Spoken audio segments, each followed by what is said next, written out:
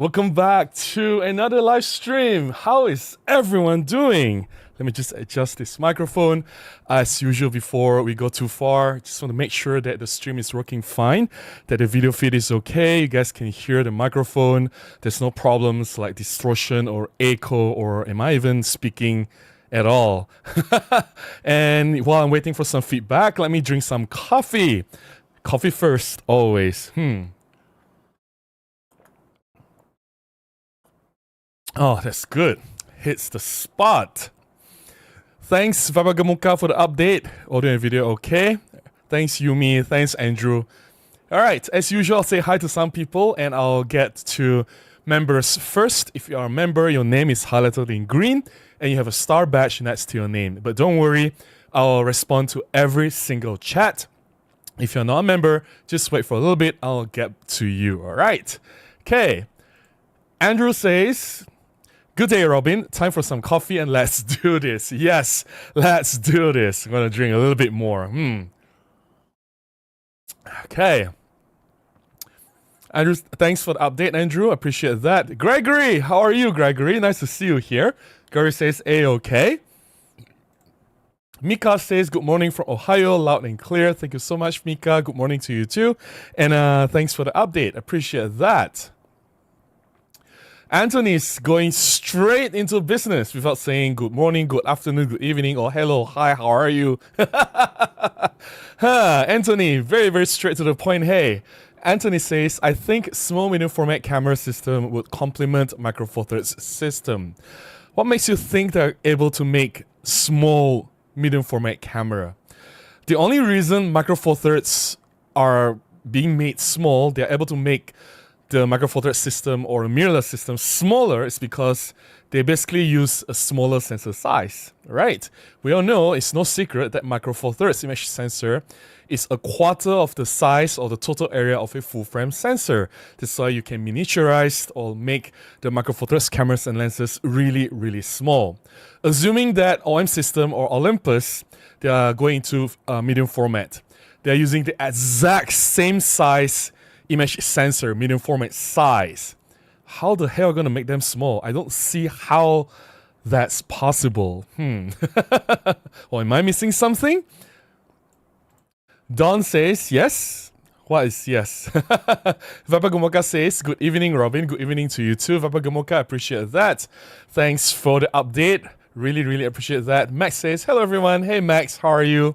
Squadat, nice to see you again, Squadat. Squadat says, Robin, good morning from Orlando, Florida. I hope you're doing well. I'm doing quite alright. You're such a happy and likable person. I always appreciate your energy. Thank you so much for that. Really, really appreciate the kind words. And I guess there's no reason to not be happy, right? I think we wake up to a new day and every day is a new opportunity. There's always something to do, something to learn, something to look forward to, something to discover. And yeah, I guess there's always a lot of reasons to be happy and more opportunities for shuttle therapy. And I just did an insect macro session and I was really happy. Yumi says, video and sound is good. Thank you so much for the update. Thanks, Squadat. Appreciate that. Zach says, good morning, Robin. Got my coffee as well. Ollie should make full frame equivalent and call it micro medium format. I guess that's not going to fly because full frame is such a mainstream thing now, and 35mm format. And if they were to go full frame, I guess that's a separate discussion, right? Like we've already talked about this before. Should OM Digital Solutions go full frame instead, right? Or just stay with Micro Four Thirds? We've had that discussion before. Yeah. Kelvin says, hi from Sebago Lake, Maine. Hey, Kelvin, nice to see you again. Andrew says, currently under the weather. Hopefully you'll be well enough to see you on Sunday at the Kuala Lumpur Photography Festival for the talk. What happened? I hope you are not doing too bad. And yeah, whatever it is, do take care of yourself. And I wish you speedy recovery, Andrew. Yeah, hopefully I get to see you on Sunday. Max says, we need to discuss whether OM system has the resources, both human and money, to go toward another format.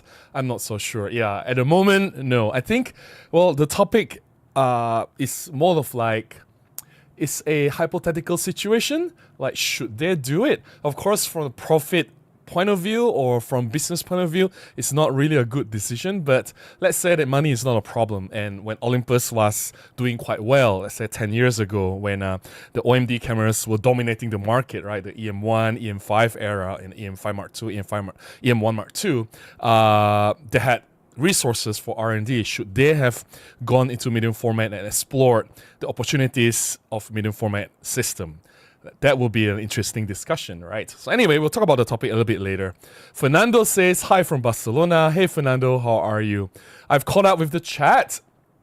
Let me drink some coffee and we'll get to the updates. This week, I went back to Kuching again. Kuching is my hometown, to settle some stuff post my mom's death. There were a lot of things I need to do with the government, documents from China and everything. There were some pending things. And I hit a roadblock again. So the documents are back from China. Everything from China is settled. There's no need to do anything with China anymore. So the Malaysian embassy in China has come back to me with all the translated documents, endorsement, authorization letters. So everything from China, that part is done. So I can put this chapter behind and I can move forward. So I have all the documents back with me now in hand. So the next step that I had to do was to go to Kuching because mom's death, mom was born in Kuching, right? So being a Kuching or Sarawakian citizen, you need to report the death to the registry, national registry there. So I flew back on Tuesday for a day trip, and I brought all the documents, collected the documents, and made sure everything was in order. Went to the Ministry of Foreign Affairs to get the local endorsement. They just have to chop, right? And guess what? The officer is not in. And part of me expected this would happen because having dealt with the local government before, it's very typical where people don't just sit in an office and be present. They just disappear from time to time. That's just typical government servant kind of. You know the trend, you know what to expect. So it happened, and I couldn't move to the next step because I need to get the authorization or the endorsement from the local Ministry of Foreign Affairs in Kuching, Sarawak, before I can proceed to the National Registry or JPN to register for the death certificate. So I was stuck there, and I told the lady, okay, I'm going to leave my documents with you. Get it done. I'm gonna come back in 1 or 2 weeks, and I'll proceed from there. I can't stay in Kuching and wait because the lady also told me that there's a possibility the officer will not come in the next day because the officer was involved with the ASEAN Summit, whatever that's happening. So he's not available maybe until next week. And I can't wait until next week for this to be settled. Because I had a job, I had a shoot yesterday, and I have live stream now, which I need to talk to you guys.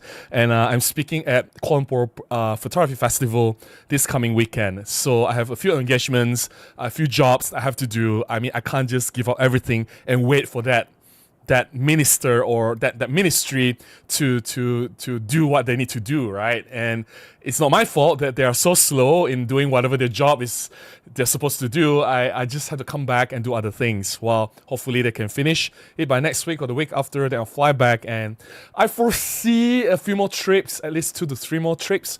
So supposedly everything is done with Ministry of Foreign Affairs. I go to JPN and apply on the spot. I don't think the death certificate will be done within 1 day.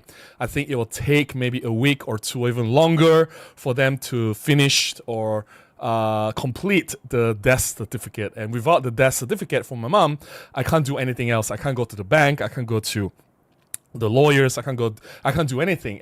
Everything, even the insurance claims, they need to look at the death certificate, right? So there's a lot of things that needs to be done after that. So anyways, personal life drama doesn't concern you guys. Well, since you guys need some updates, so I'll be going back and forth to Kuching and Kuala Lumpur Kuching for every 1 to 2 weeks from now until maybe next few months. And I'm looking at my bank account, and the money just keeps draining and draining because I have to keep buying the flight tickets and everything. At least it's a day trip, so like it's quick, right? And I can come back to Kuala Lumpur and still do my jobs and earn some money to hopefully compensate for all the lost money due to the flight tickets.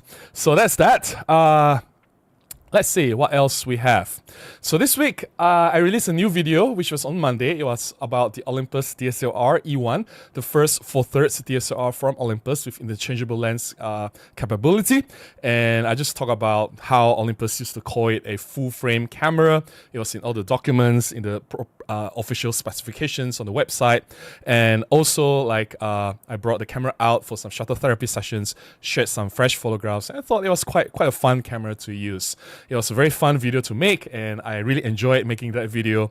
And yeah, hopefully you guys enjoyed watching that too. If you haven't watched it, please watch the video. It's already out on Monday. What else did I do this week? So I remember Monday I did the new video, Tuesday I went back to Kuching. Yesterday I had a shoot.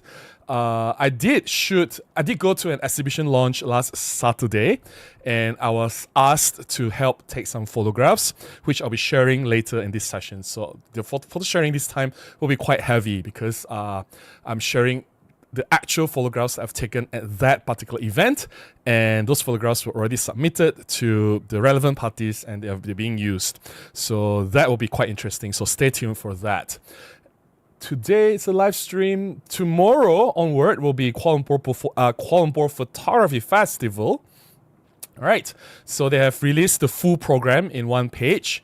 So Kuala Lumpur Photography Festival, or KLPF, this year will be at KL Gateway Mall from 15th to 17th of August, which is tomorrow until Sunday.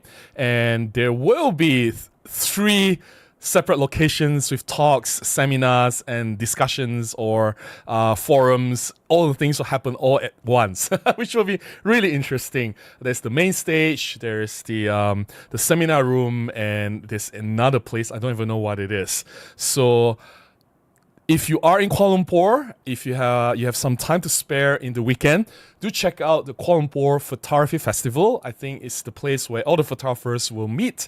I'll be there. My friends will be there. If you are coming, please say hi. I would love to meet you. My talk will be on Sunday. Well, let's talk about something else first. OM system will be there. So if you are a Micro Four Thirds user, you want to check out some latest OM Digital Solutions products, OM system will be there as in official capacity.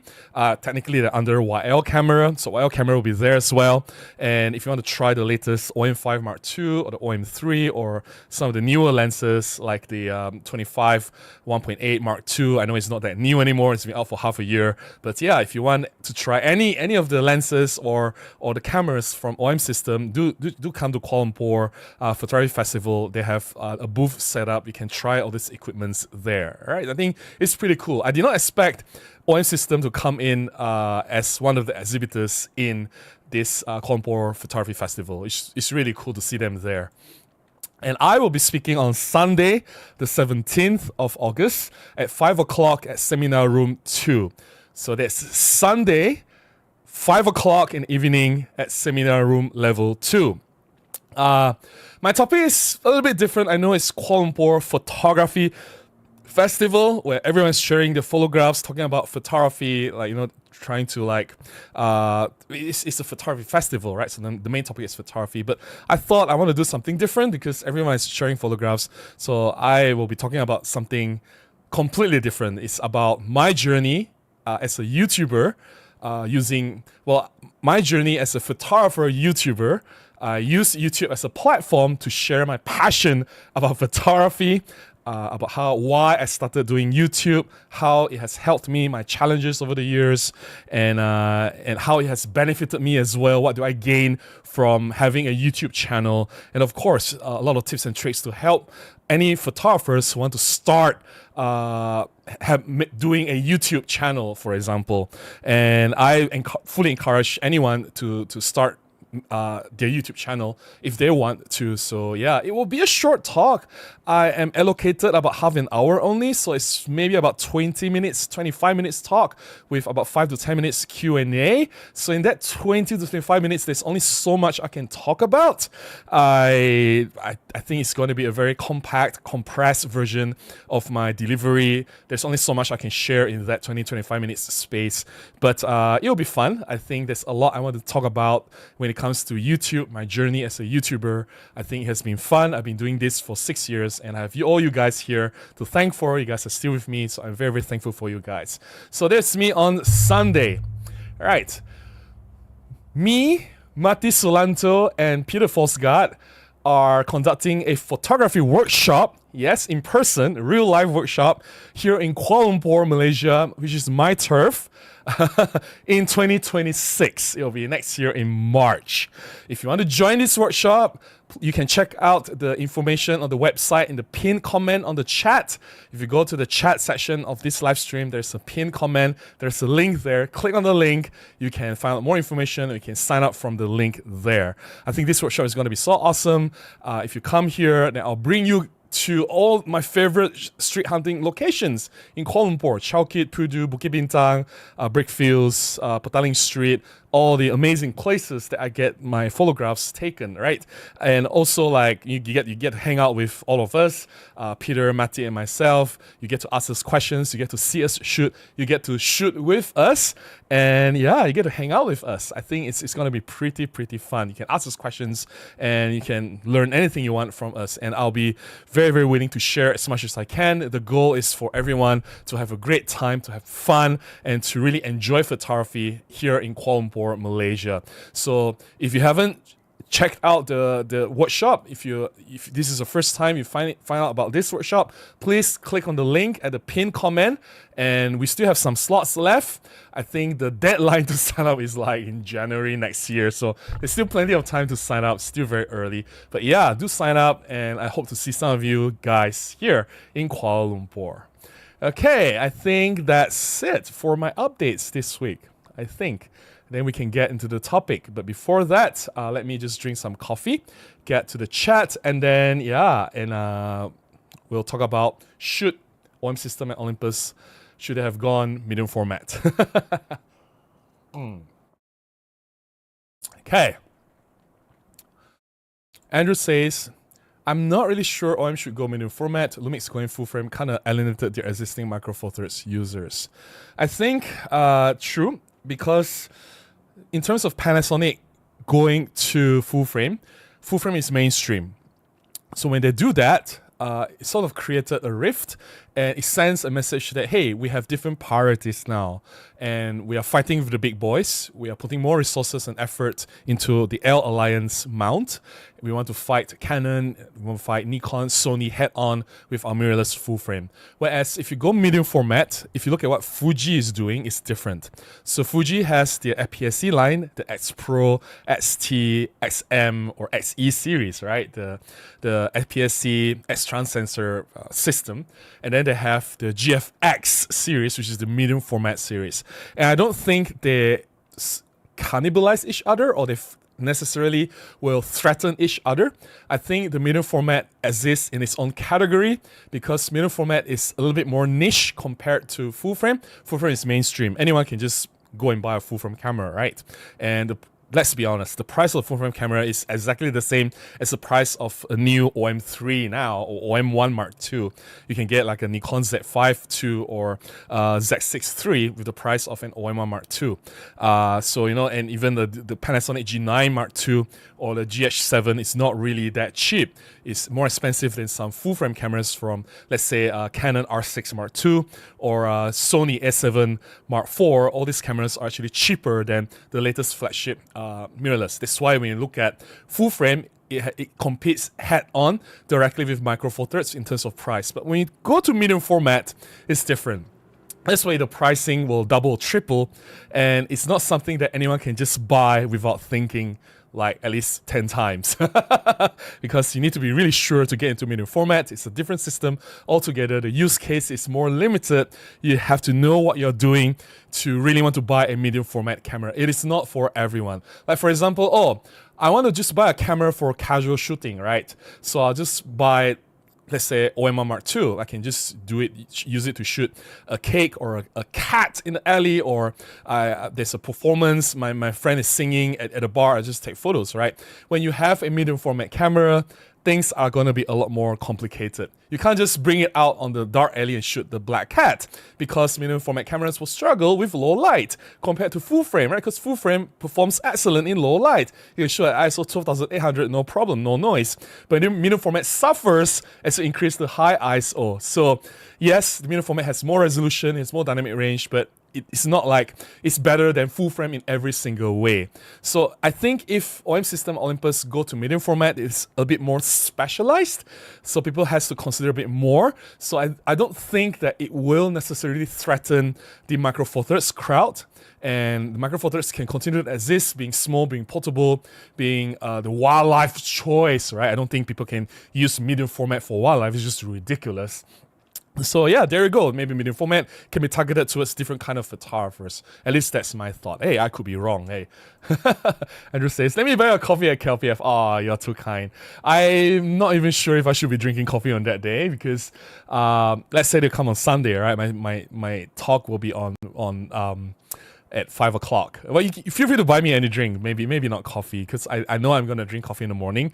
Maybe another coffee after lunch, and then after that, maybe not too much coffee in one day, or else you see me go crazy during my talk. So yeah, let's get to members chat. Gregory says, "Where will OM Digital Solutions get new lenses?" New lenses. Don't they make their own lenses? Or maybe they ask Sigma to make their lenses? Chris says, "I signed up early." Yes, thanks, Chris. I appreciate that. Really looking forward to the workshop. You got the early bird discount, right? The early promotion, the $200 off. So there you go. The advantage of being really, really early.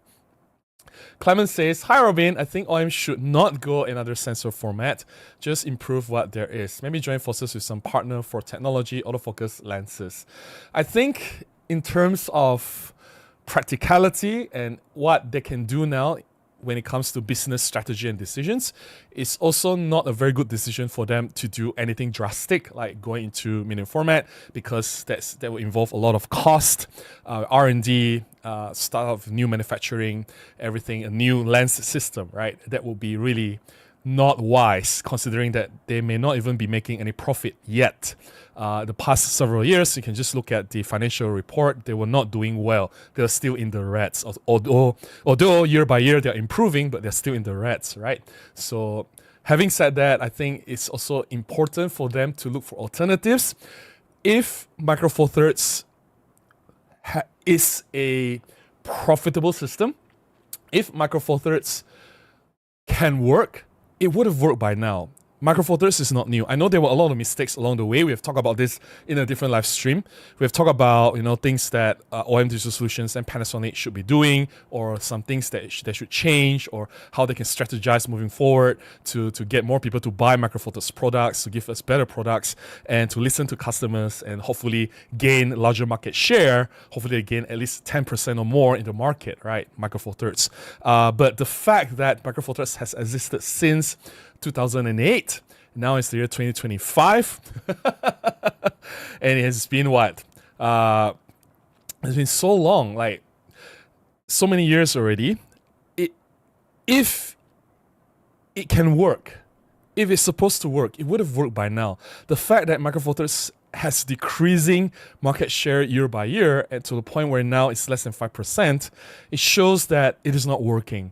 And I think it will be an increasingly challenging battle for both Panasonic and OM Digital Solutions in the Micro Four Thirds space, fighting everyone else in the market. And if that is true, if that is indeed a problem, a valid problem, then maybe opening up a different stream of products would not be such a bad idea. If Micro Four Thirds indeed has no more future, right? Think about it. It has been around for so long. Yes, it's not dead. I agree. Everyone keeps saying, Micro Four Thirds will die in 5 years. Micro Four Thirds, is dying and things like that. It is not dead, I'm sure. I don't think Micro Four Thirds will die. But will Micro Four Thirds thrive? That is another possibility that we need to talk about. I want Micro Four Thirds to win. I want Micro Four Thirds to do really well in the market.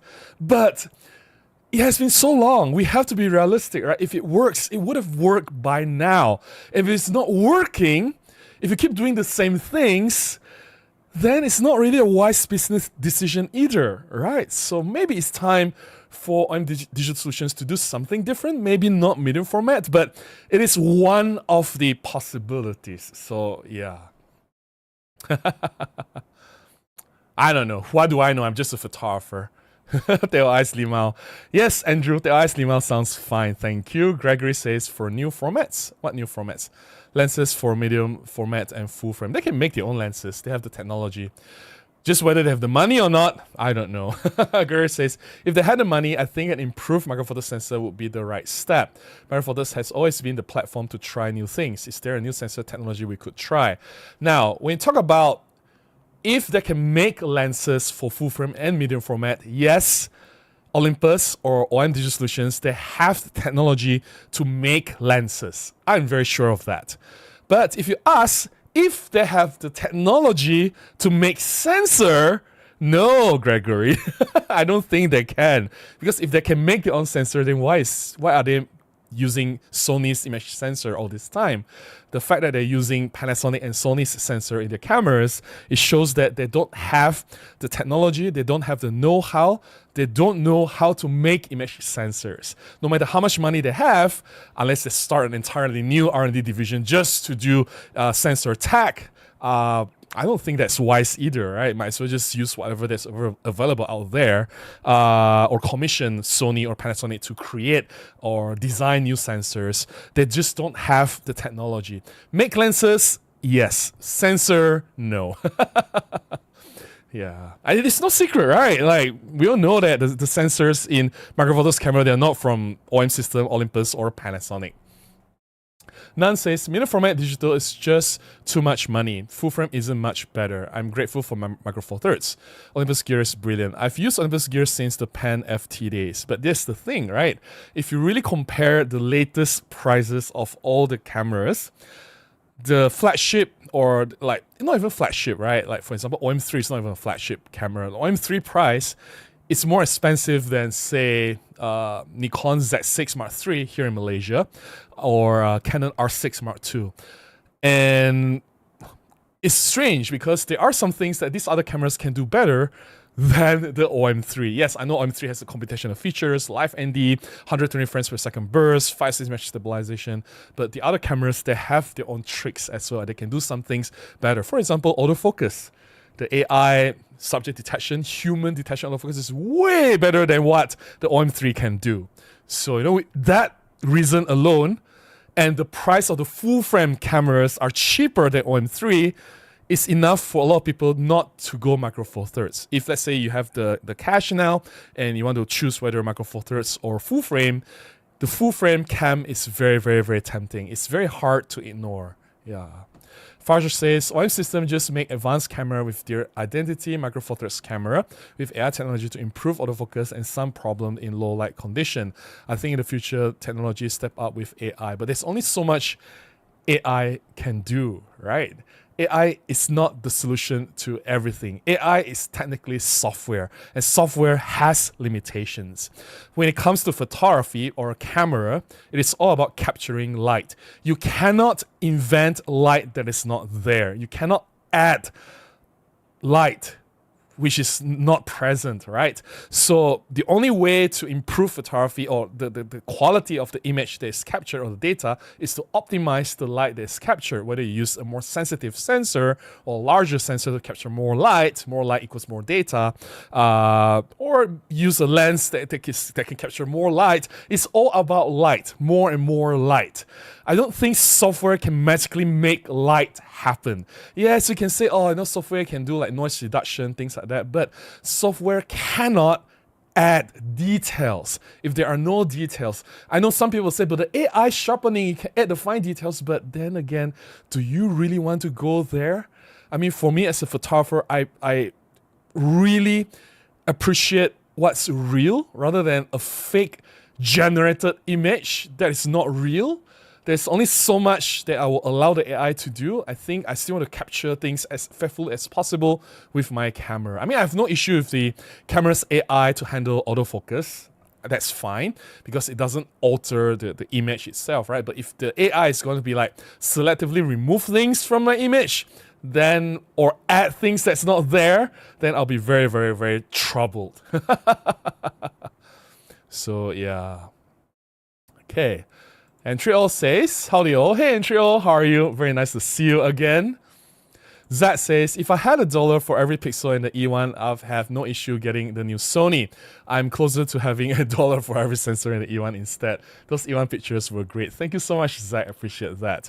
I think if the camera was great like 20 years ago, it is still a great camera today, right?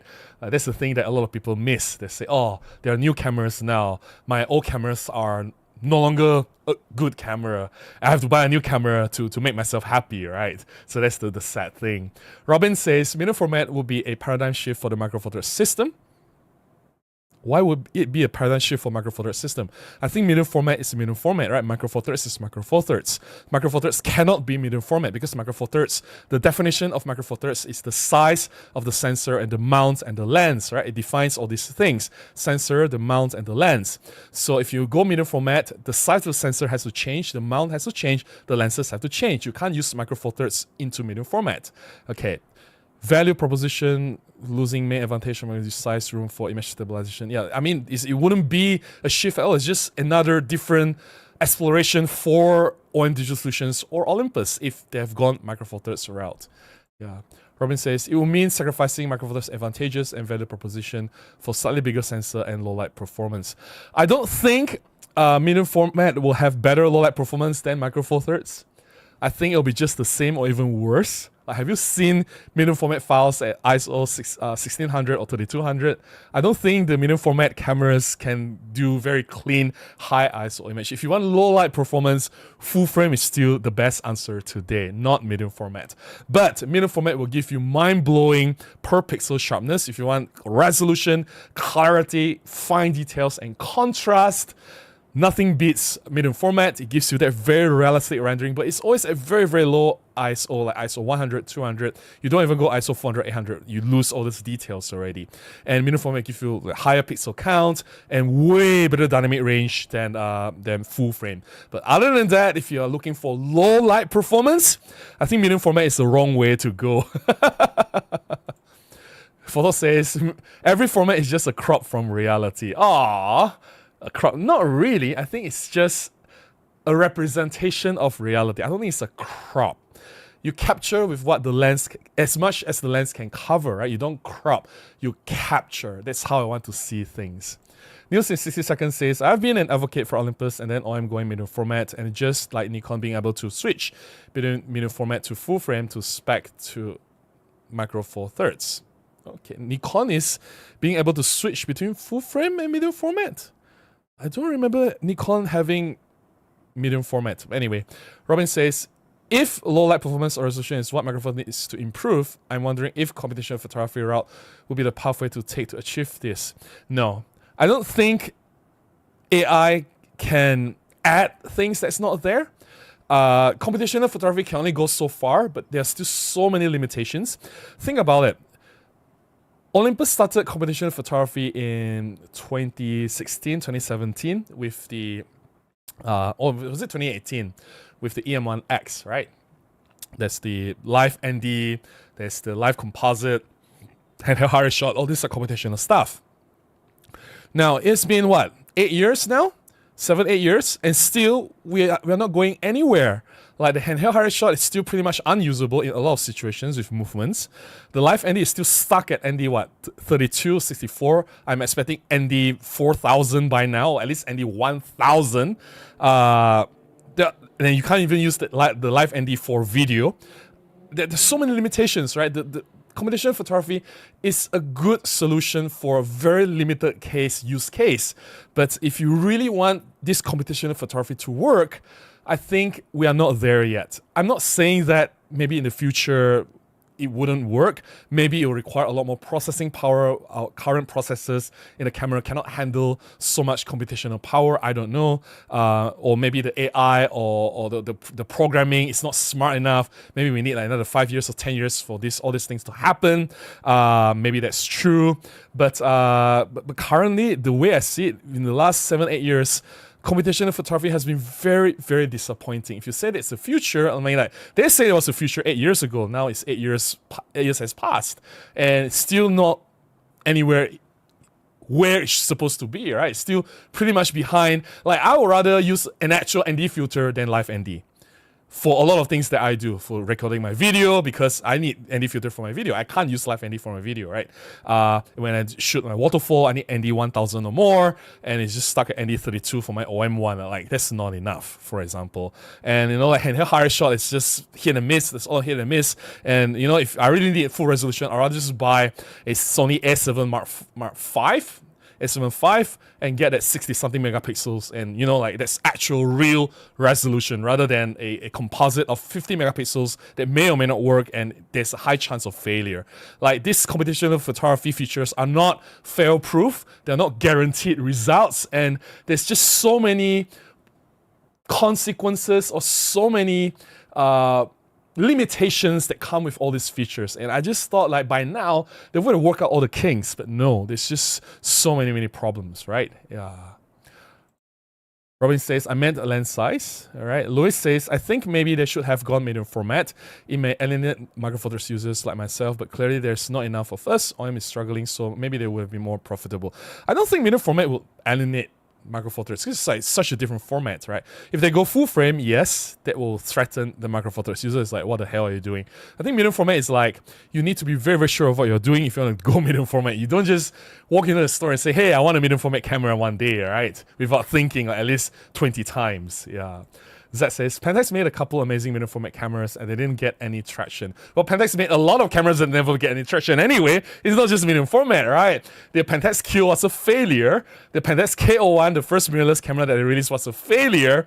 And then they themselves went, was it bankrupt, or they got bought over by Ricoh. And after that, it's like all the things never get any traction. So yeah, I think Pentax was never, it's not just the medium format, right? The whole system, and they still went like they were very stubborn on wanting to do DSLR, and everyone else has gone mirrorless, and I don't know what's wrong with them.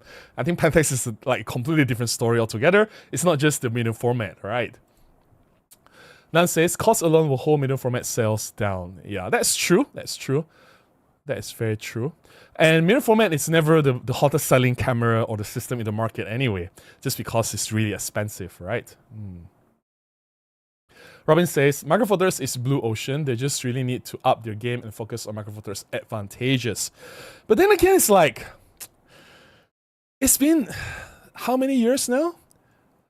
It was 2008, right? 2008, since 2008. So almost 20 years.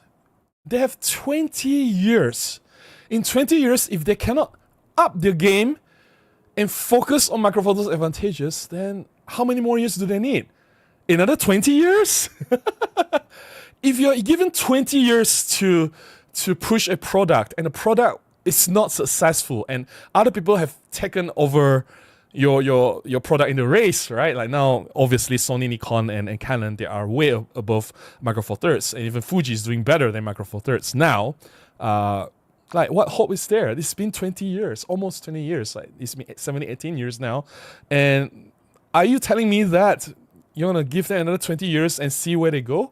Like, no, everyone else is so far ahead already. That's the problem, right? Yeah. Vagish says, firstly, OM should make a lowest flange focal distance so that lens from any company can be adapted. Later, they can plan for medium format. But then if they were to go to medium format, they can just do whatever they want with the mount, right? Like, why do they need to make a lowest flange focal distance? They can just do anything they want. So yeah, Paul says, greetings Robin from the UK. Thank you for today's show. No reason why they can dip their toes in medium format as long as it does not throttle development and innovation in the base Micro Four Thirds business. But that's the thing. Micro Four Thirds is not going anywhere. And it's kind of stuck in a place, in a very uncomfortable spot where they are not gaining market share. They're not gaining a lot of new audience, and you know, they have some loyal fan base, but the fans are not enough to sustain them. And if this keeps going, if they don't do anything different soon, it will also look quite bad on them. I don't think they can survive for another 10, 20 years, right? So that's another issue that we have to consider. We have a super chat. Thank you so much, Suman, for the super chat. Can we expect the G9 Mark II sensor on the OM camera? No. I don't think G9 Mark II sensor is any better than OM current OM system camera or the Olympus camera, if you compare the sensor for G9 Mark II against, say, EM1 Mark II, EM1 X, or OM1, same dynamic range, same high ISO performance. This has been verified by Photons to Photon site. This has been verified by Petapixel, DP Review. If you don't agree, don't come at me. Go challenge the professional testers, people who actually verified, did their due diligence in making sure that the test data is accurate. So, according to Petapixel's DP Review, the G9 Mark II sensor has no benefit whatsoever. It has a little bit more resolution, but that, to me, is pointless. I want better dynamic range. I want better high ISO performance. I don't need more resolution at this point. If I can get more resolution, then give me even more than just extra 4 or 5 megapixels. Give me 30, give me 33, then we talk. Yeah. So no, the G9 Mark II sensor does nothing for me.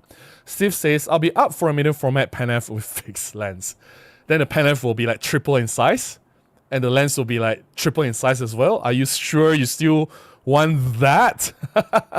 Pentagram says, Harbin OM system is in a position where they can just update lenses and people will be happy enough. I mean, limiting lens issues, chromatic aberration, sharper glass, and so on large. No, I don't think so.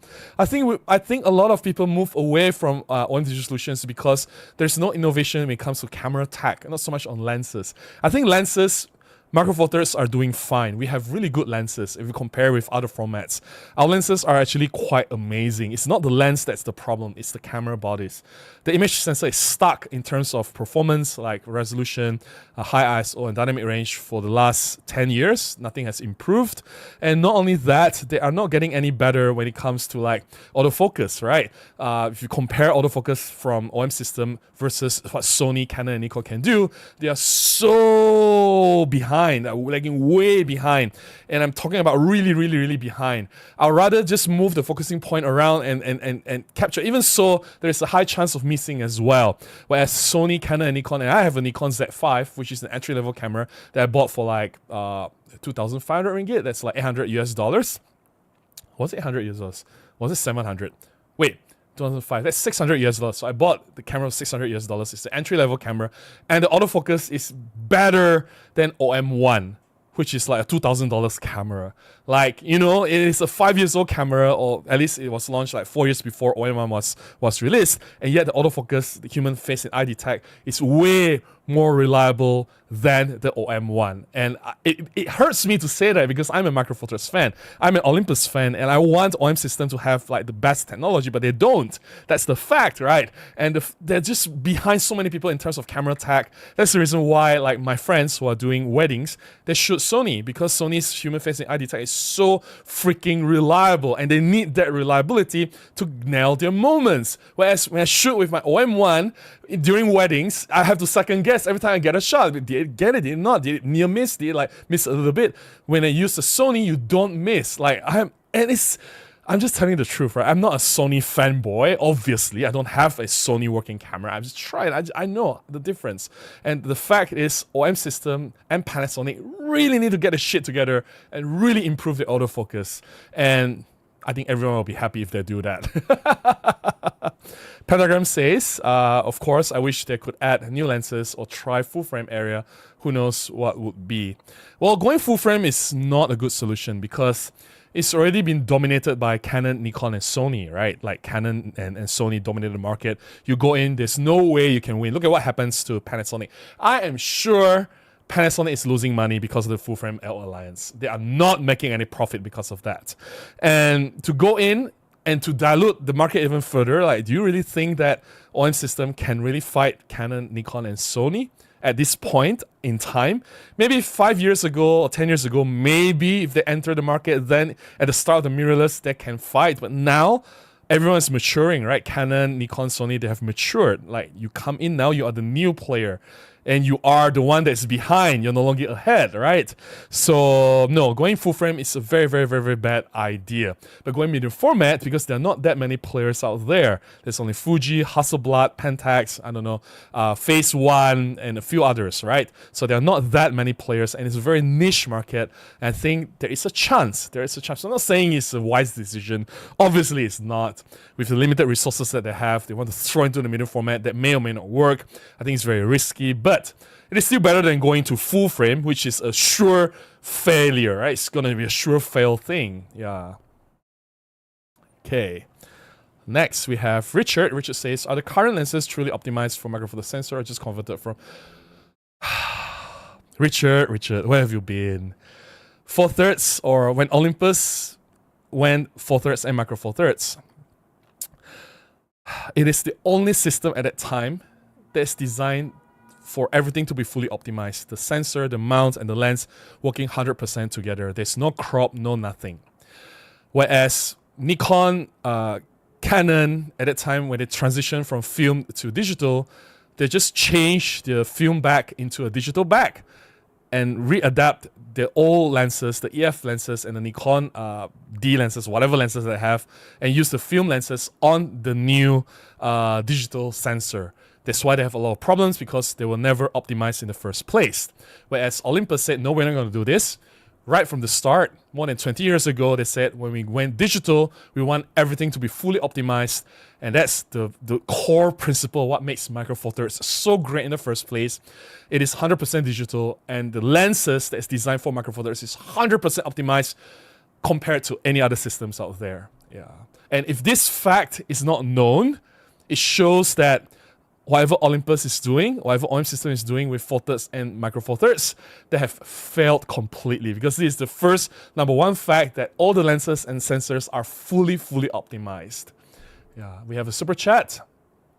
Suman says, G9 Mark II subject detection and autofocus is decent. Decent is not good enough. If you compare it against what Sony and Canon can do, it is it's like a huge gap. Like, my goodness. We thought that adapting this sensor would then allow... Sensor and autofocus are different though. Just because you have this sensor doesn't mean the autofocus is the same, right? And to be fair, Panasonic's autofocus is not that great. I've tried it. It's like, Nikon Z5, $600 US. Blows the Panasonic out of the water. I'm just being honest. And thanks for the super chat, Suman. Appreciate that. Yeah, I'm just being honest here, guys. Pre-ordered the OM5 Mark II. That's awesome. That's awesome. Did you get the sand beige version?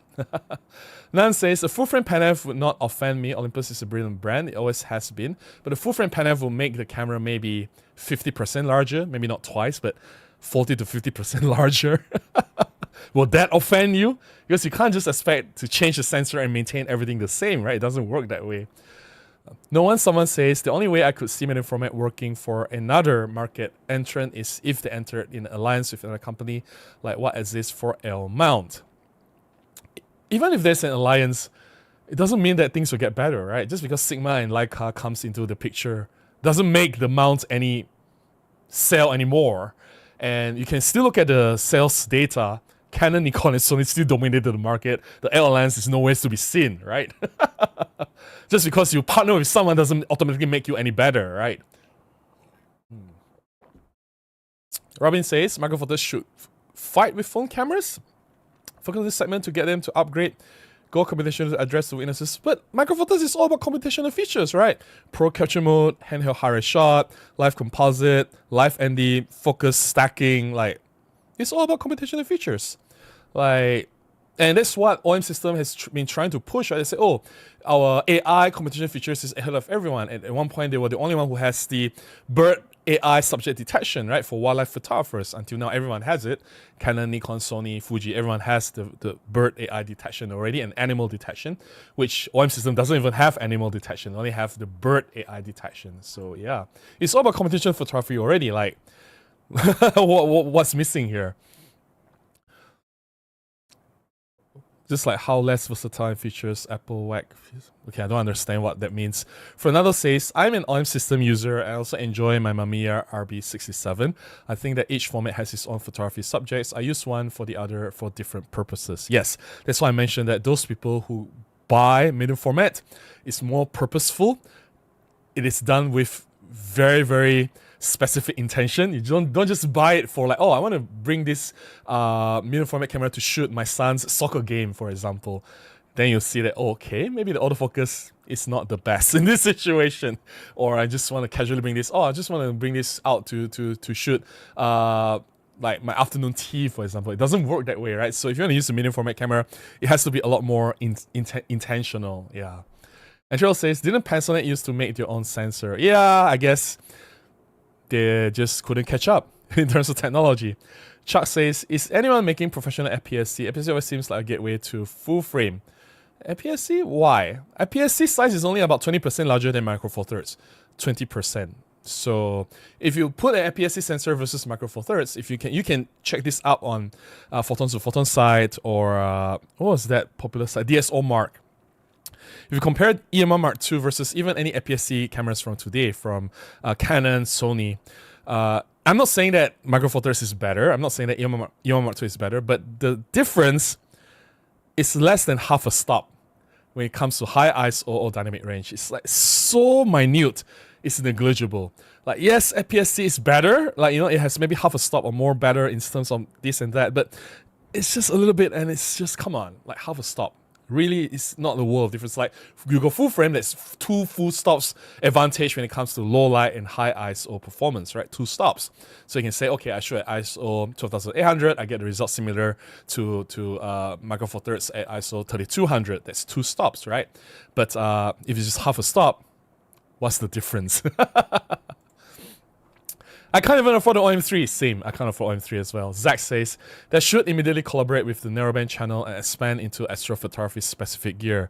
I don't think that's a wise idea. I think if everything needs to be so narrowed down and so specific, like, look at what they did. The biggest mistake that I think OM Digital Solutions did was to narrow down their market into wildlife photography. Look where that got them. If it would have worked, it would have worked by now, right? But it didn't work. They are not doing well. The cameras are not selling as much as they should. And narrowing it down even further into astrophotography just will make things a lot worse, right? So, yeah.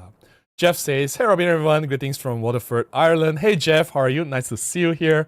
And then it says, bring a new full frame that has backward compatibility with Micro Four Thirds lenses with crop mode moving forward. Nah. I don't think...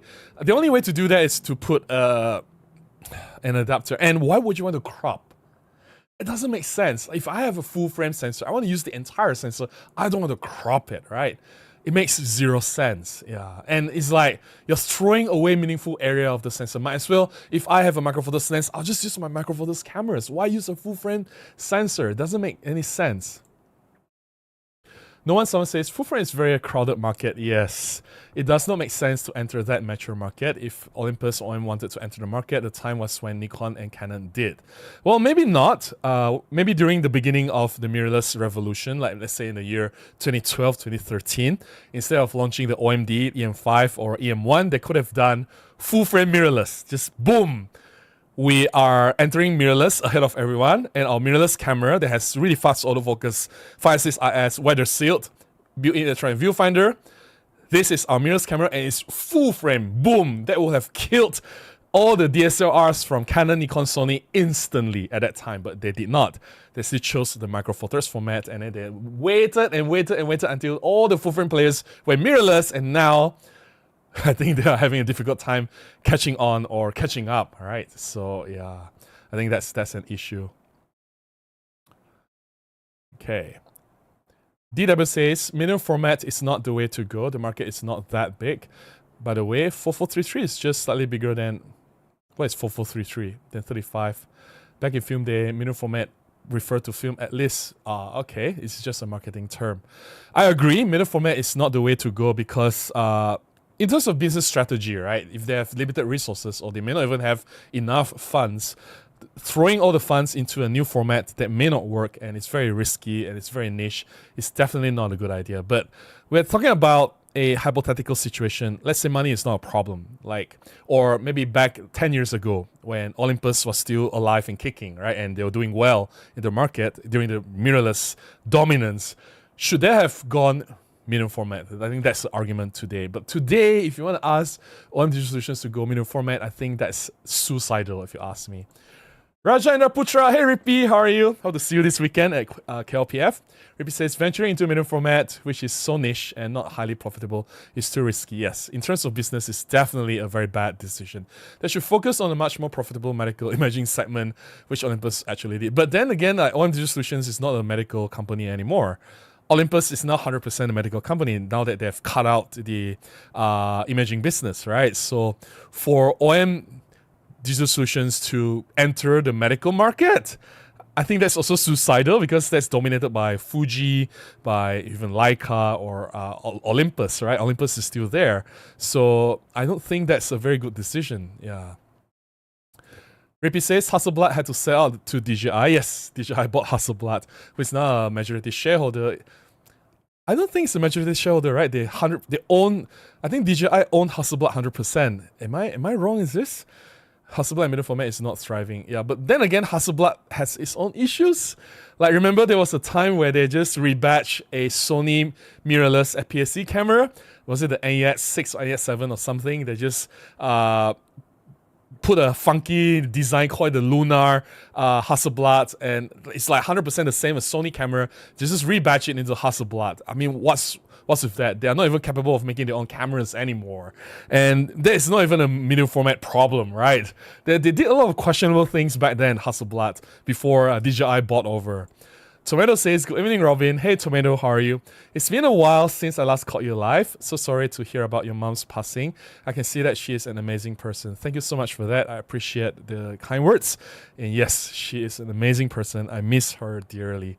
But life has to go on, right? I'm still grieving. Grieving is not easy. I do have some moments in my day-to-day routine where I just had to pause and just let the feelings flow out, let the emotions do its thing, right? And yeah, it will take some time before I can truly move on, or maybe I'll never be able to really move on. But I think grieving is like a long process. But yeah, I'm doing okay. Don't worry, I'm doing fine. Yeah. Nan says, Micro Four Thirds is great as it is. Why are you jonesing for more? What is jonesing? What is jonesing? I don't understand. Steve says, I seem to always follow the underdogs. First Pentax, now OM System. Both are fantastic brands. System. Both seem to be neglected by the masses.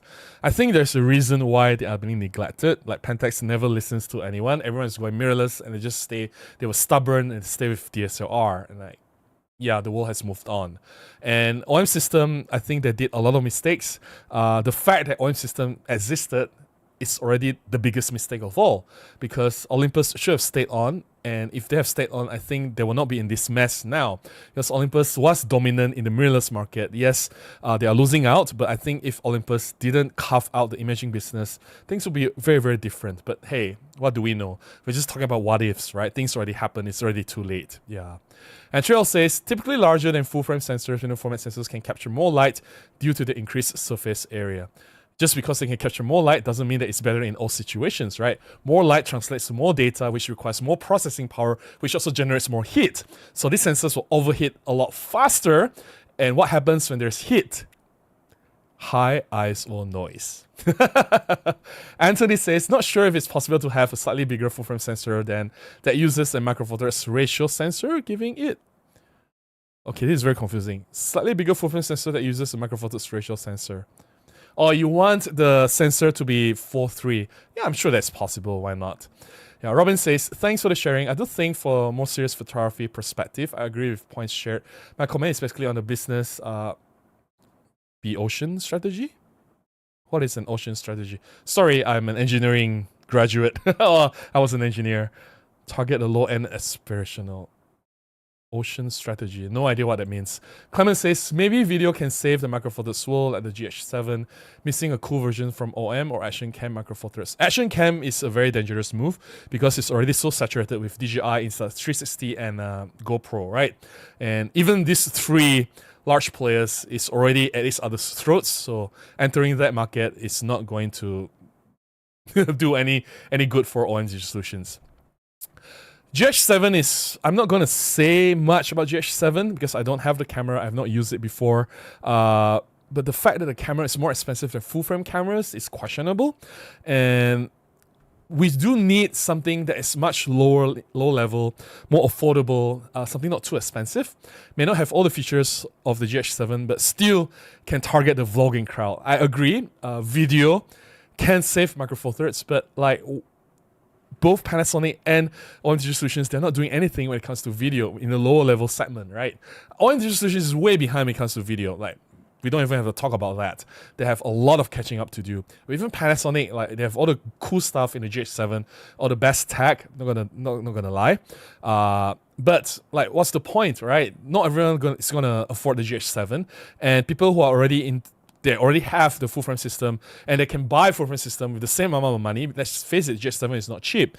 With that kind of money, you can invest in full frame system. Like, why not? Sony is pretty much a solid option out there. And it doesn't cost more than GH7. And you can find half of the price of GH7 and still produce equally outstanding image quality or footage out of the Sony cameras, right? So yeah. Robin says, like, how point and shoot still selling well, noted in the resurgence of popularity, business perspective. Okay.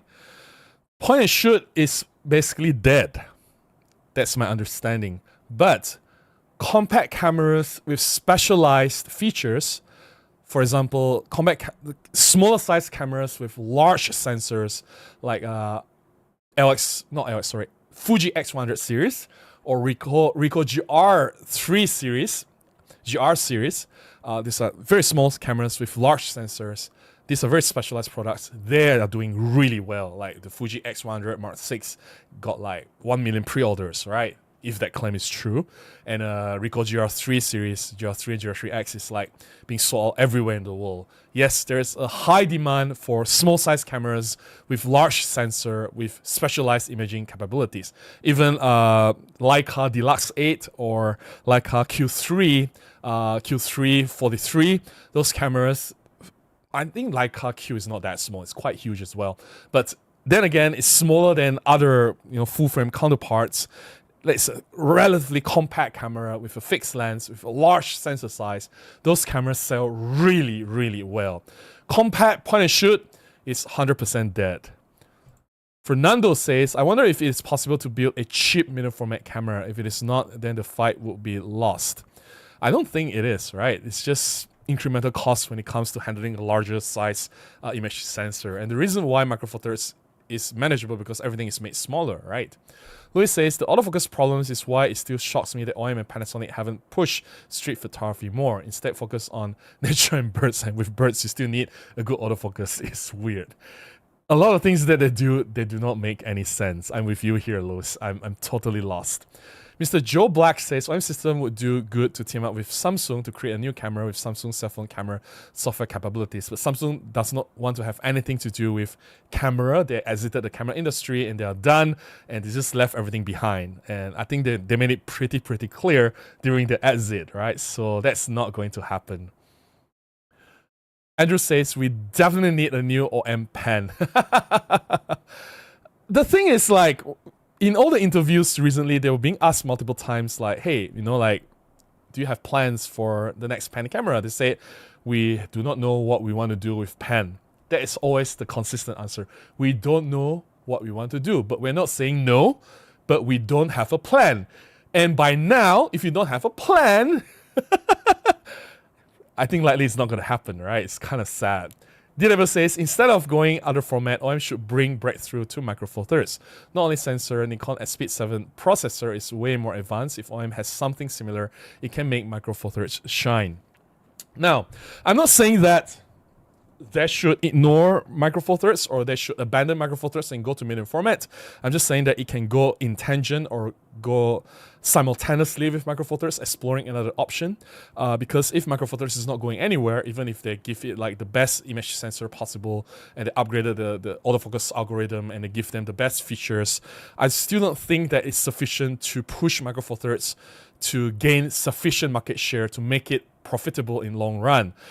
I've mentioned this already earlier. Like, if it would have worked, by now. It's been almost 20 years since the first Micro Four Thirds product hit the market. If it doesn't work in 20 years, it means that you give them another 20 years, there's a high chance it will not work as well. So there's a reason why, maybe you should look at another option. I'm not saying that you should give up. I know there's a lot of things that could do with Micro Four Thirds, like Panasonic and OM system. We've talked about this in a different live stream.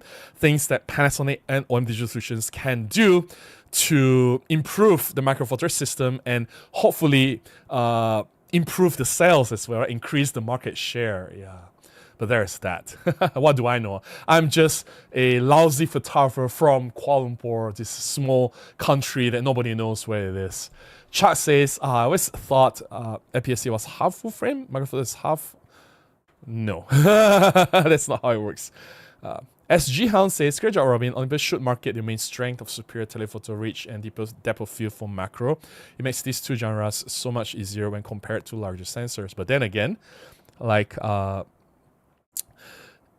it's easier said than done. Like, I have friends who shoot with, let's say, Nikon D5 or D6 with the large, like, crazy bazooka lenses, right? And I introduced them back then, maybe EM1X or EM1 Mark II, and 300mm f4, which is like half the size and weight of whatever that they're carrying. They tried, and they said that, okay, like, wow, I can shoot ISO 6400 or 2800 on the Nikon D4 clean, and the birds are hiding in the shade. And when you push, and let's say that you use the 300 f4. F4 is not that bright to begin with. They have f4, f2.8 lenses on full frame. That's like 2 stops or more advantage compared to the EM1 Mark II or EM1X. And then you say, oh, there's 5-axis image stabilization and everything, but then the birds don't stay still.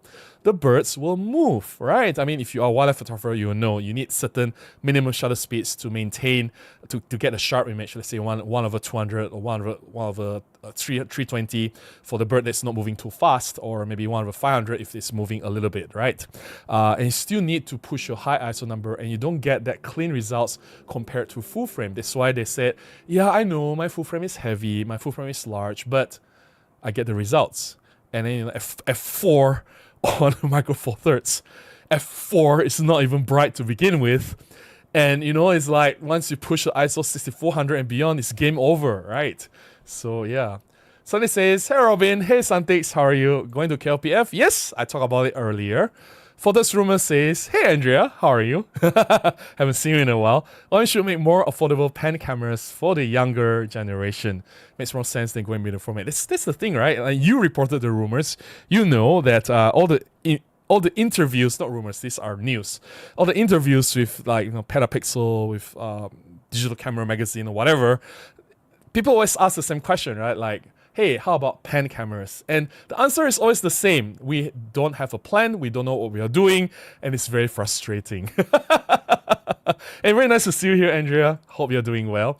Okay, I didn't realize it's already past 11. It's 7 minutes past 11. Let me just get to the members chat, and then we'll start with the photo sharing. Just a few more members chat. Tomato says, my personal opinion is that they have failed to market to vloggers and streamers because the current cameras are very compatible with the market. No! They fail to produce products that appeals to vloggers and streamers. Come on, their products, like, none of the Olympus Pen or EM10 cameras has an audio jack in. That's the #1 requirement for vloggers, to be able to attach an external microphone. And they don't even allow the users to do that. How are the vloggers going to buy an Olympus product? And then the Panasonic G100, right, supposed to be targeted towards vloggers. No face detection autofocus, no image stabilization. What's with that? So the failure here is not marketing. The failure here is product strategy. They are not coming out with the right products, right? And we've talked about this before already. Andrew says, just a wild guess, do you think OM is not making a new pen because of the Olympus branding, or just OM system brand doesn't sound as cool? They can just not use the pen, right? They can just use something else. Like, it doesn't really matter. I think people don't really care about the name as much. If the product is good, the product is good, right? It doesn't really matter about the brand. So yeah, I'm gonna drink some water because I've been talking about more than 1 hour non-stop. Gotta stay hydrated.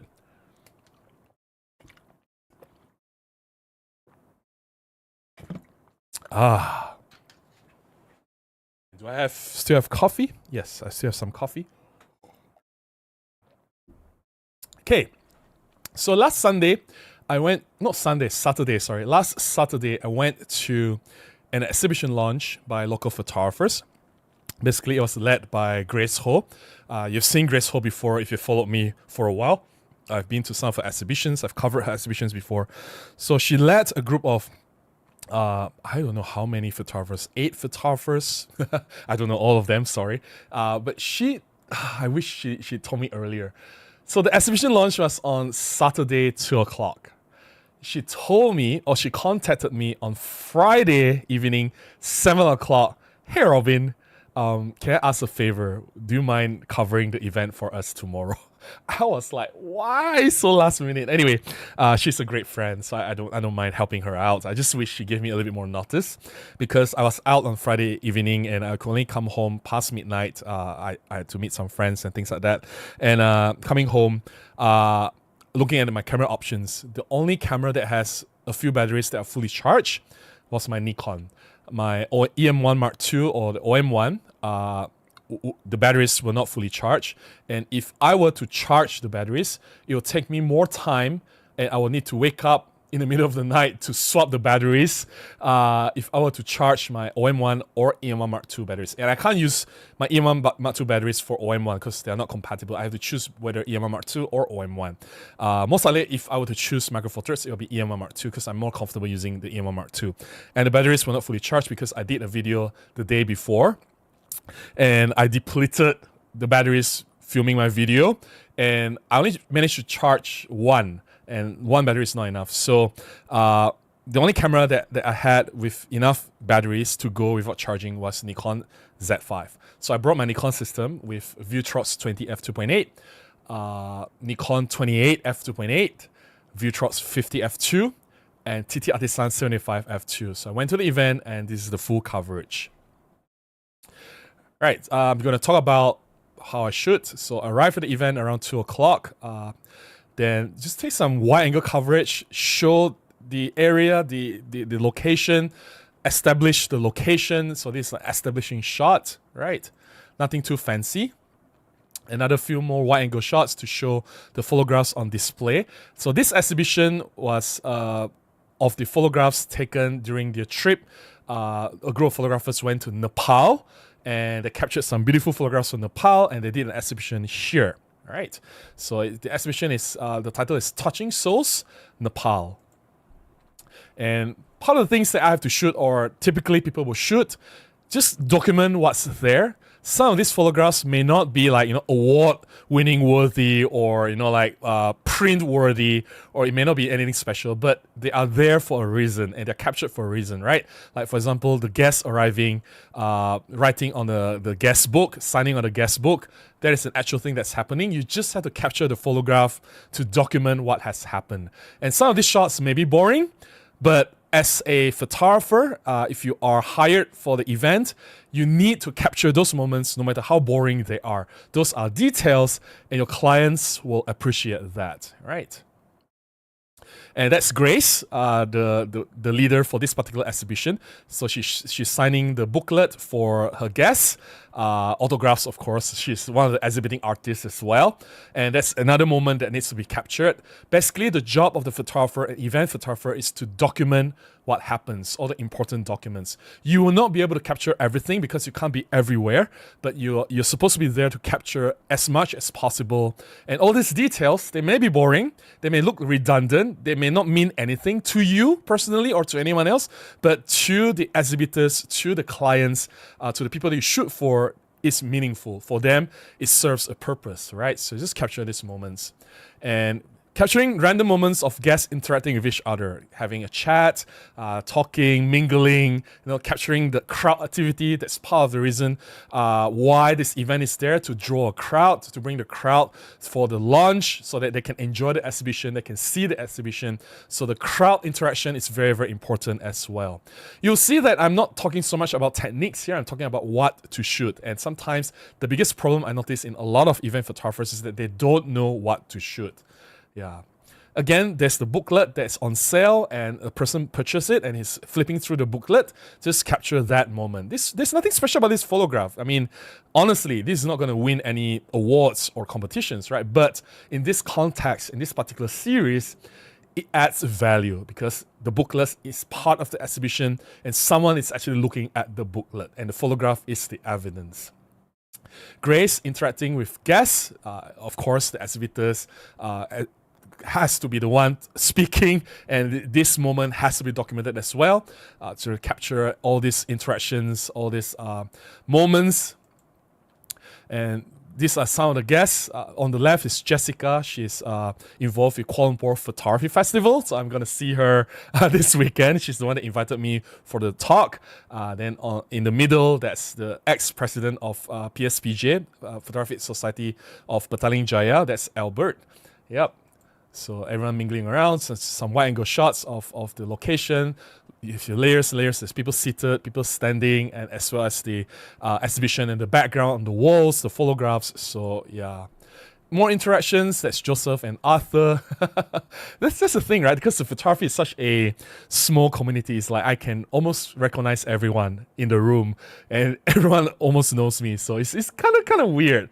Yeah, shooting all the photographers and a wider view. So a wide angle lens is very important for events. I know a lot of people say, oh, I don't like to use wide angle lens because it has a lot of distortion, or I don't like to use anything wider than 28 because, you know, I don't like the ugly distortion. But sometimes you have to use the lens because you have to use the lens.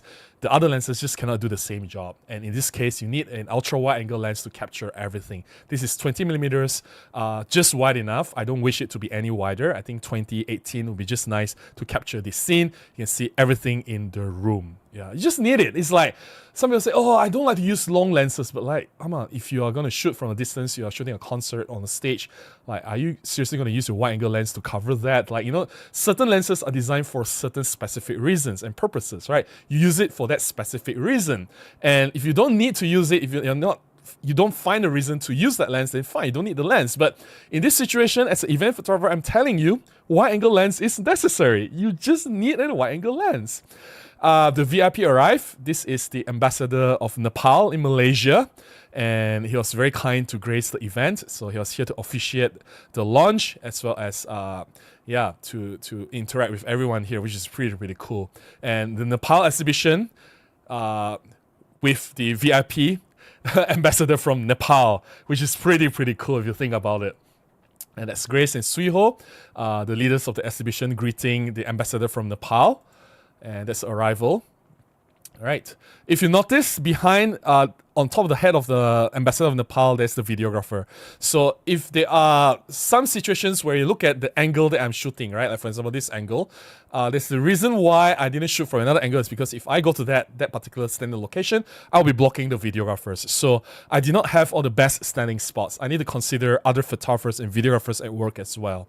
So yeah. And that's ambassador greeting the head of Center for Photography Arts. Center of, I don't even know what that center is, sorry. And they have a private room with the meeting, conversation before the event starts. So, yep. So the conversation happening here. The trick is to move. You have to move your ass. Okay, you have to move your legs, not your ass. You have to move around, capture different angles, make sure you can see everyone's faces clearly. Again, a wide angle is necessary here. You use long lenses as well, so don't get too close. Right, this is a 75 f2, and capture all the conversation, all the action in progress.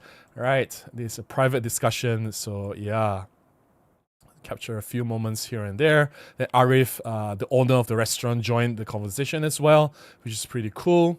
And now they are out in the open, meeting the crowd, seated in front. Not really a stage, but like a mini stage area.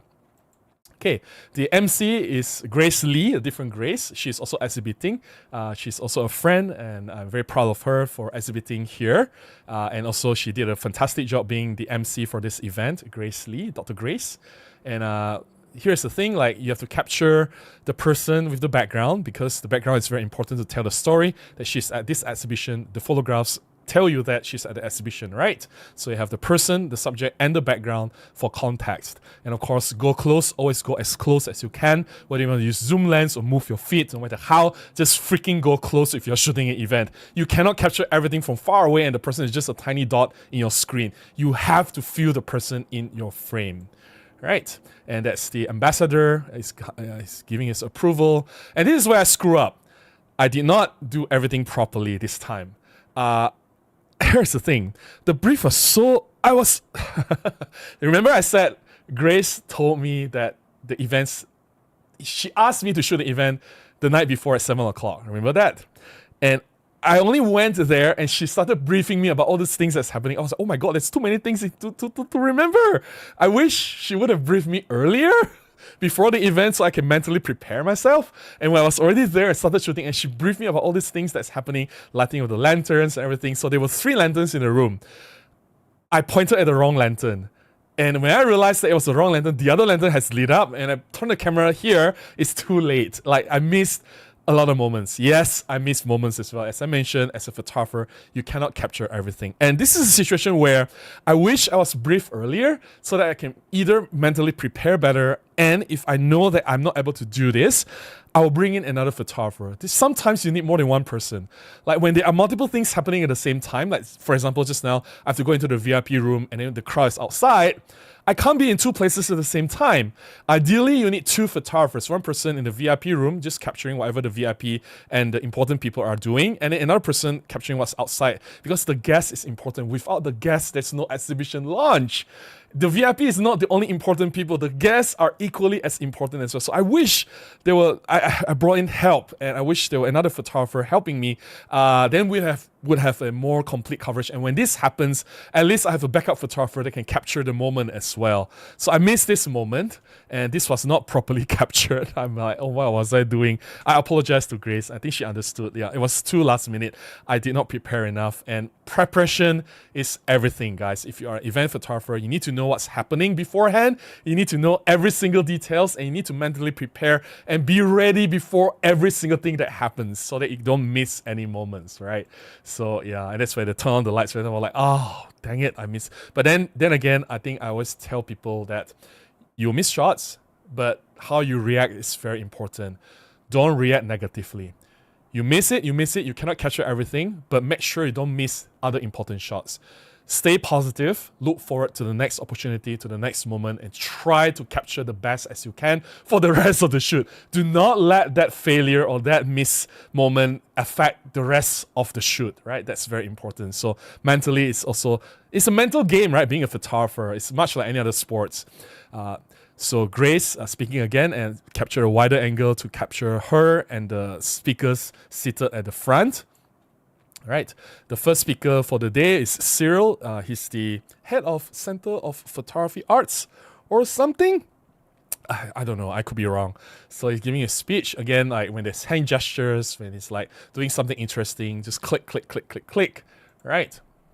Capture him together with the people in front and the exhibition in the background to show context. Capturing him and all the exhibiting artists standing at the side, a wide-angle view to show a more complete picture of what's happening at the event, right? And don't forget the crowd. A lot of people just focus on what's happening on stage, all the important people, but they always forget about the crowd. As I've mentioned, without the crowd, without the audience, there's no event. The launch will not have been successful. The crowd is equally as important. Capture them as beautifully as possible and treat them as important as well because they are really important. Imagine if it's empty, then the event would have been a failure, right? So with the crowd, you have to show that it's full, what you call that, a full house. Then you say, wow, a lot of people attended this exhibition launch. That's very, very important. And yeah, there's another angle to show how many people filled the space, which is very incredible. And this also showed that I cannot move a lot. This time I was really stuck in one position and I have to do the best with what I can in that position. I can move a little bit, but I can't just run around, fly across the room, go to the back, go to the front, go to the left, go to the right. I'm really stuck in one position. I just have to do with what I can in that position. Go close, again, go as close as possible because you can't just shoot everything wide angle from far away. Whether you want to zoom, you want to move your feet, go close. Right, the artists, the exhibiting artists are important because without them there are no pictures here. So capture everything that's important. This is Sui Ho. He's the curator and also an exhibiting artist and one of the leaders of this exhibition. So it's his turn to deliver a speech. I think you'll see the same pattern and go really, really close. Capture his facial expression while he's delivering his speech. More crowd moments, right? Wide angle view of the whole thing. I tried to shoot one from further back, but everything is just too cluttered. This is the only clean wide angle shot that I can produce from the crowd's perspective. Everything is just too cluttered. And finally, the ambassador of Nepal giving his speech. Now, this is a bit tricky. He has a script. and he was looking at the script 95% of the time. So we don't want to capture photographs of people just reading the script. We want to capture them with the eye contact with the audience. So whenever he looked up, I have to quickly click the camera. And I only had very limited opportunity with this ambassador. It's compared to the other two speakers, I had a lot more photographs. So this one is a little bit more tricky. And yeah, go close if you can. And whenever he looked up, then I'll capture the shot, right? You can see he's looking at the script, but in this shot it's fine because I'm looking at the entire picture, the wide angle view of the exhibition and the exhibiting artists and everyone together. So this fine, doesn't really matter for this shot. But the close-up shot, I have to make sure that the eye is up, and when he's speaking, there's some gestures, some action, some dynamic movement that will make the shot more interesting. There's the officiating of the ceremony. He just hit the bowl. It has like a gong sound, not really gong, but like the resonance sound, right? And they presented him with a photo book. Just capture. You realize that there's a difference between this shot and the previous shot. This is the normal shot with no flash, and I used flash on this shot. Fun fact, I used my Olympus flash. I did not have a Nikon flash. I used my Olympus flash on the Nikon camera. Of course, everything has to be manual. I have to adjust everything manually. So yeah, there you go. I did not use flash for the whole event because they will be very distracting. People don't like things that keep flashing. I only use flash for important group photographs or people photographs like this, right? This one I use flash, so you can see the skin tone is brighter, it's more flattering, right? So yeah. And after the launch, after the speech, the ambassador went to have a walk, and it's a guided tour. Walk around, look at the photographs, and yeah. So when he's pointing at something, capture that rather than just standing still and do nothing, right? So when there's action, when there's gestures, that's the moment to capture. And one trick I always do is to hold the camera up, then use the tilt screen. So tilt screen that's why I really love to use tilt screen. Don't just shoot from the viewfinder. With the tilt screen, it's very it's more dynamic. And here you can see that I put half the frame. You can see half of the composition is emphasizing on the photographs. Because what I see pointing at, he's obviously pointing at photographs, right? It's not just him pointing at nothing. So the photographs are very important in this particular composition. Yep. So more photographs, interaction with the people here, with the crowd. Reaching for the photographs, right? And yeah, last few shots. This is a group photograph. And again, this was taken with flash. And I used the Olympus flash for this. For better skin tone, you can see this flash, right? And this is the last shot. He's doing his signing for the booklet for everyone. Everyone is queuing up for this booklet. That's it. I hope you guys enjoyed this series. There's like about 50 photographs that I've shared. I think that's the most photographs I've shared in any of my live streams because I thought like I want to show you guys from start to finish. But I delivered 200 plus photographs to Grace. So you guys are seeing like a quarter of my delivery. But it's good enough to tell the story from start to finish. I hope you guys enjoyed that. Nothing special. It's just a normal event. But even in such a normal event, you do need to do your work as a photographer. You do need to be aware. You do need to be consistent in your delivery. Like you look at moments, you have to know what to capture. You have to make sure you don't miss important shots. I think event photography is not difficult, but a lot of people also tend to do a lot of mistakes. So I'm here to share as much as I can. All right, let me drink more water. It's almost 11:30 and some coffee, and I'll get to the rest of the chat.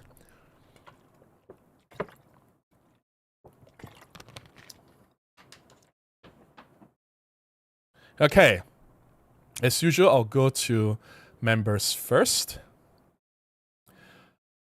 Tomena says, I think the Micro Four Thirds mount is a blessing and a curse, whereas Nikon, Sony, Canon have mounts that work on both APS-C and full frame. Micro Four Thirds doesn't have much room for a bigger sensor.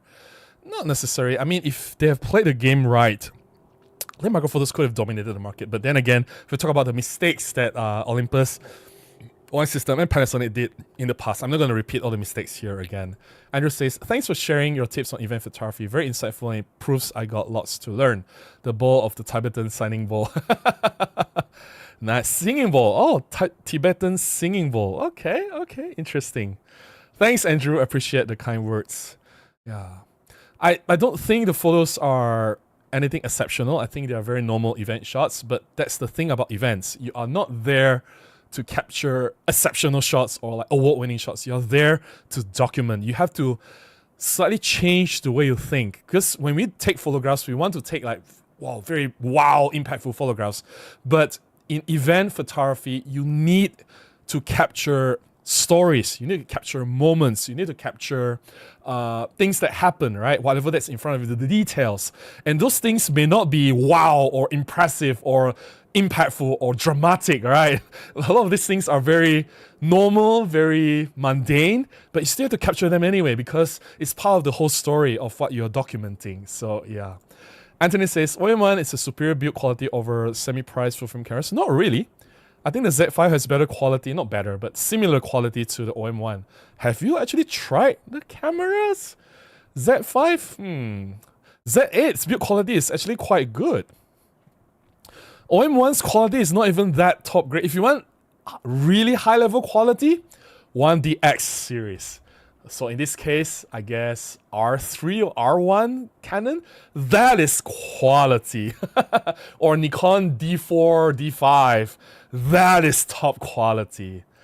Zach says, Basil Joseph is a famous Indian actor. If he met Tomato, they'll make a pizza for...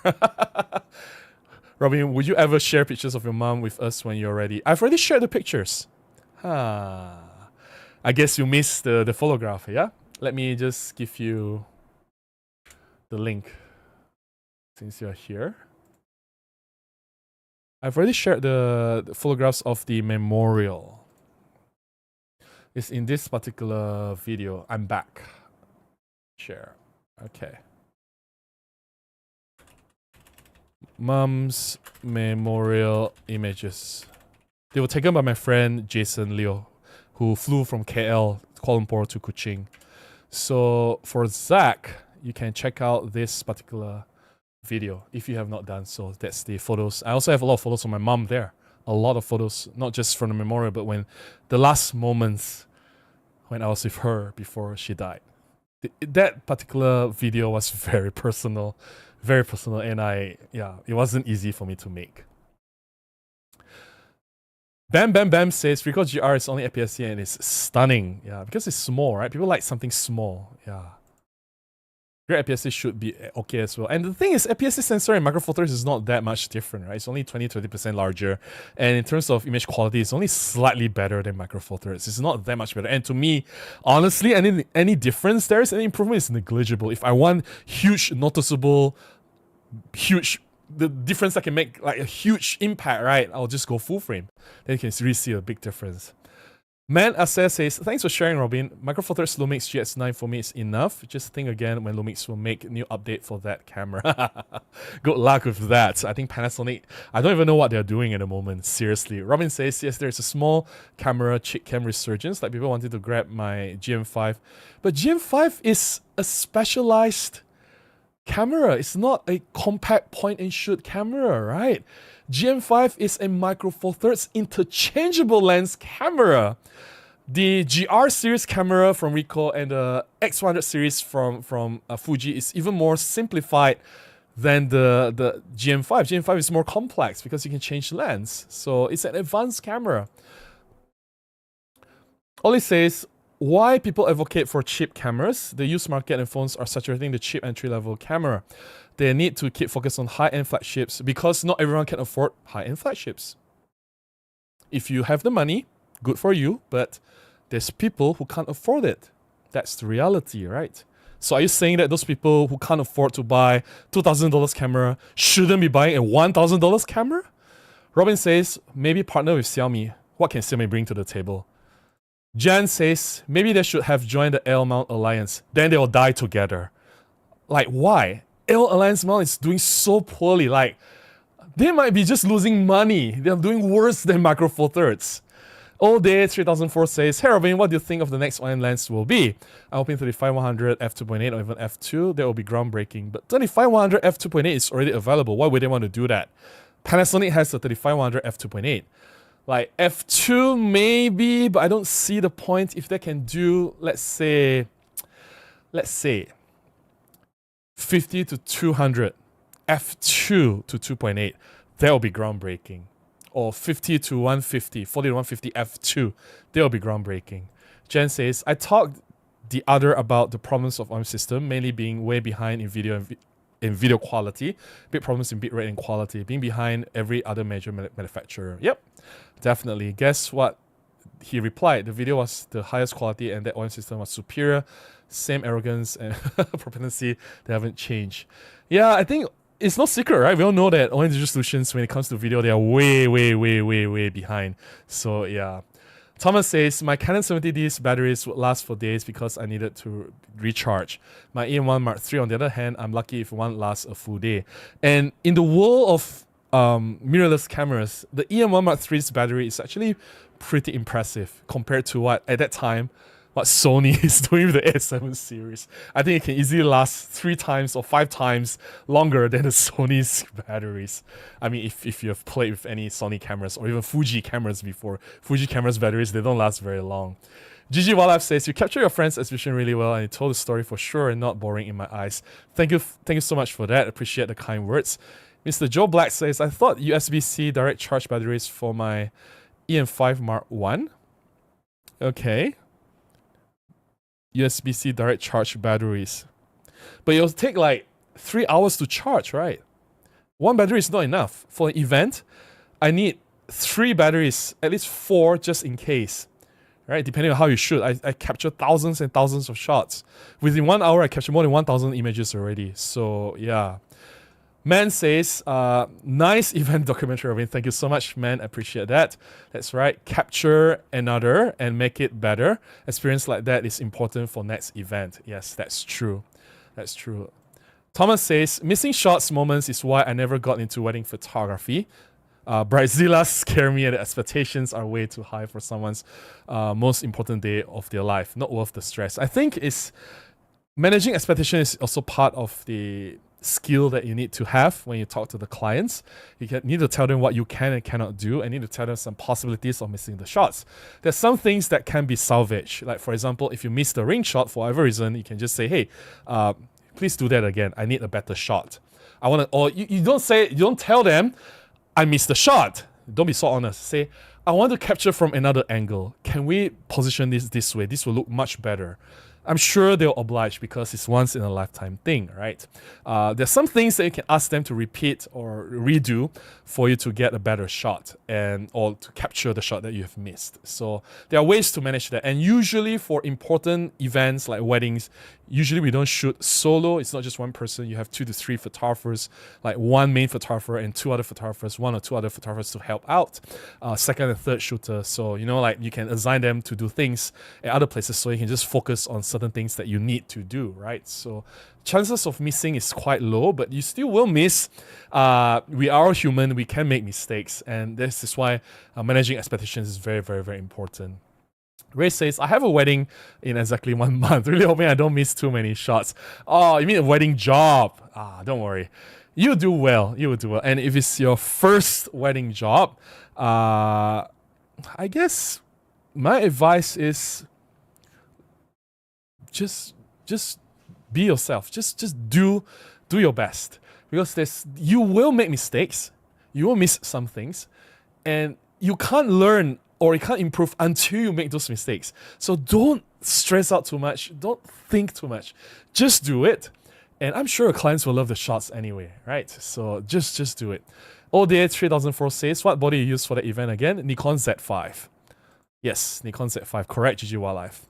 Zach says, if Olympus did medium format, they should call it Mega 4/3. That's a good one, Zach. Tomato says, I like the behind-the-scenes shots. It shows the difference between professional and hobby. Yeah. Zach says, I miss the memorial photos. I'll watch that after the stream. Love to your mom. Thank you so much, Zach. I appreciate the love. I appreciate the support. Chat says, GR batteries will get you about 2 to 4 hours of shooting. I think CPA is 200 shots. No! In my street shooting, right, I can take 500 to 1,000 shots in 1 hour. Does that mean I need 4 batteries if I were to shoot a GR in 1 hour? If I were to shoot whole day, I'm going to carry 10 batteries in my pocket? That's not going to work, man. So, yeah. I've caught up with the comments. Yay! Let me celebrate by drinking some coffee. How do I bring down this chat? The chat is getting a bit wonky, yeah? But let me just clear the chat first. Let's see if I can do this. It's not clearing. What's happening? Okay. Yeah, chat gone a little bit wonky. Let me drink some coffee. I think it's a good time to remind everyone that I have enabled my membership. So please support me by joining as a member.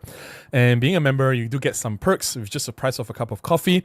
You get early access to my videos. You get to watch my new videos 24 hours before everyone else. Also, we have members only live streams once a month. It's a private live stream where you can interact with me a lot more intimately, and I don't have to read all the other public chats before I get to your chat. If you are a member, I will prioritize my replies to your comments, whether it's in my new videos or old videos, and I'll also prioritize my responses to your chats first in live streams like this one. You see, I read the members' chats first, right? I have some older videos that I've taken down, the videos that were not performing very, very well. And these videos include tips and tricks on doing black and white photography, how to get sharp images doing macro, composition and framing tips and tricks, as well as a lot of POV street shooting where I show you what happens in front of me and not behind me, around me before I click the shutter button, and how I frame my shots in real life. If you want access to all these videos, you can join as a member. And the reason I took them down is because I don't want them to affect my new videos moving forward. I don't want YouTube algorithm to think that my videos are not doing well. I want them to continue to push my videos to a wider audience. And it has worked really well. My recent videos are doing much better than before. So if you want full access to these videos, you can join as a member. There are other ways to support me.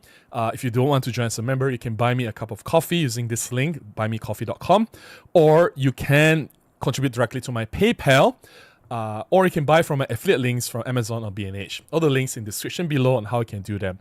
Any support goes a long way. It will definitely help me, will encourage me and inspire me to go out, shoot more, and share as much as I can with you guys, create more content. And for those of you who have contributed, whether it's through Super Chat or PayPal or Buy Me Coffee, or if you've bought from my affiliate links, or if you're a member, thank you so much. I really appreciate you, and you've kept me going. And yeah, I'll do as much as I can, and I'll share as much as I can here on this channel.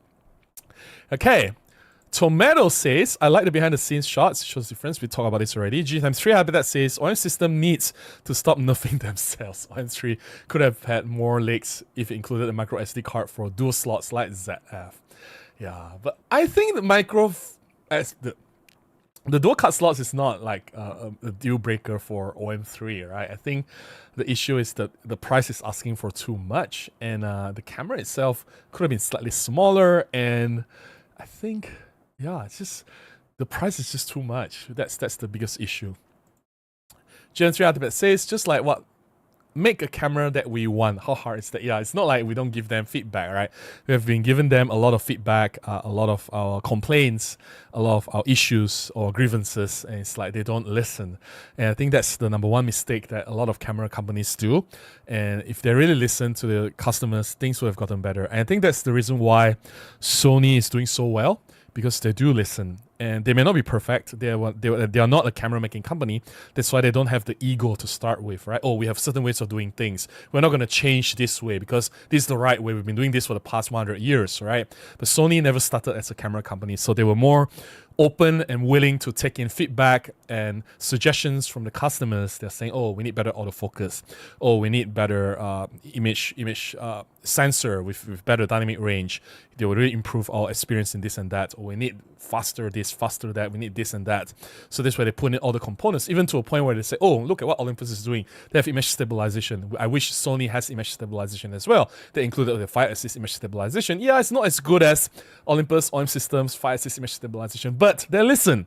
That's the point, right? They say, oh, wildlife photography is the thing. OM system has the bird detection autofocus. So Sony also included bird detection autofocus in the camera. So it's like, they listen, right?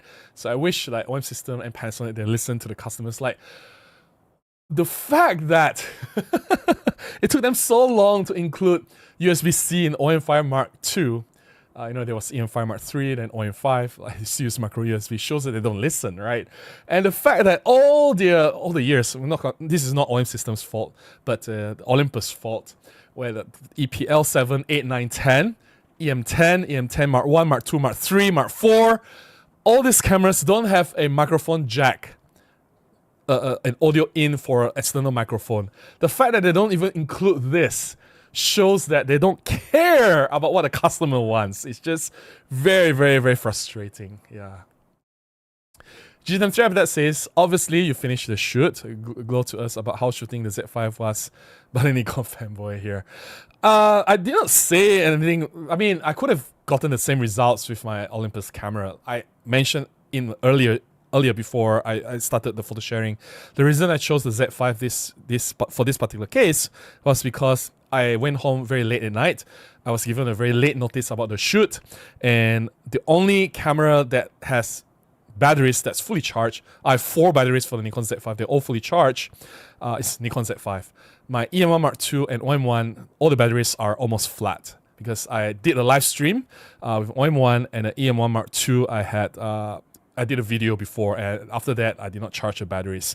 So because I wasn't expecting to do any shoots in the weekends, and it just sprung to me so last minute. So the only one that was ready to go was the Z5. Yeah. budding fanboy. No worries. I understand that.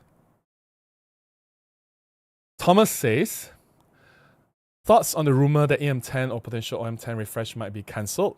I'm not surprised though. I think we've talked about this, right? Like, now it makes sense to have OM1 as a flagship, OM3 as the middle tier camera, and then OM5 as like the lower level camera to replace the OM10.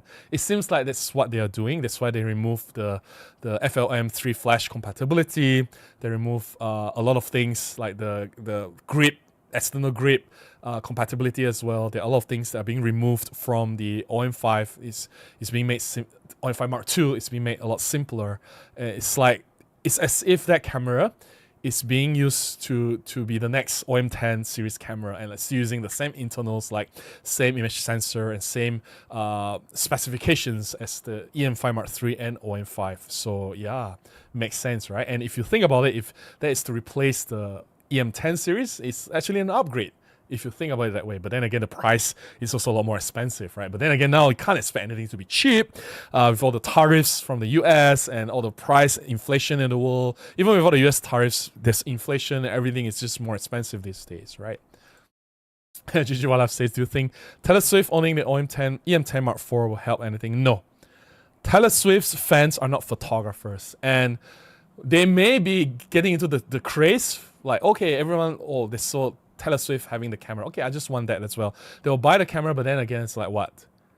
These are not photographers. They own the camera, but they don't have the spirit or the passion to use the camera for something more than just buying it because Taylor Swift has it. And that is not the right way to encourage people to buy cameras, right? Long-term strategy is very bad. Ray says, appreciate the encouragement, Robin. I'll be sure to catch up on some of your old videos for tips and tricks as refreshers. The wedding is my neighbor, her second, and I've managed expectations. That's great. That is great. And don't worry, just have fun shooting it. The important thing is enjoy yourself. And yeah, just remember to eat and drink, because the biggest mistake I see a lot of photographers do is like they just power through everything without food and water. And in the long run, like, this is your first job, right? Like, after doing it for 10, 20 years, I have a lot of friends in the wedding industry told me that they regretted not eating and drinking. I'm not saying alcohol, right? Drinking water, like having enough hydration. That is one of the biggest mistakes and common mistakes that I see a lot of people do. Because when you're working, you don't want to be seen slacking around. But then again, you're human. You need energy and you need liquid to function, right? You can't just shoot whole day with no food and water. So yeah, that is a very poor decision. So yeah. Ho says, all Digital Solutions double down on micro four thirds. I guess I'll never see the day they say, bet there's a medium format. We'll never know. Man says, maybe make medium format cheaper than other competitor will be another option. Yeah, but I don't see how. And it's not like the other competitors, they intentionally make it more expensive, right? Because there's a cost of things. When your sensor size is this big and all the process in it requires more processing power, requires a larger size of everything. Lenses, the glass needs to be bigger. It's like you can't just make it cheaper, right? It doesn't work that way. Yeah. As many lenses. But then it can't, right? Because medium format is larger than full frame. You can adapt some full frame lenses with a lot of compromises. And like I said, if I were to go medium format with that large sensor, I want to make full use of the sensor, take the advantage of the entire sensor size. I'm not going to adapt smaller lenses and not make use of the entire goodness of the medium format quality, right? So yeah. Jitantra that says if they could do medium format, at least it'll be a shake-up. Right now, I don't know what they could do. There will be a departure from their nerfing functions that they have been doing last many years. Yeah, I have no idea what they are doing, and whatever that they do, hopefully they find their footing. Hopefully they make some right decisions moving forward. Yeah, they need a win, right? Definitely, they can't just be I don't know, just doing the same thing and hoping to get different results. Yeah, let me drink more water. Get some coffee.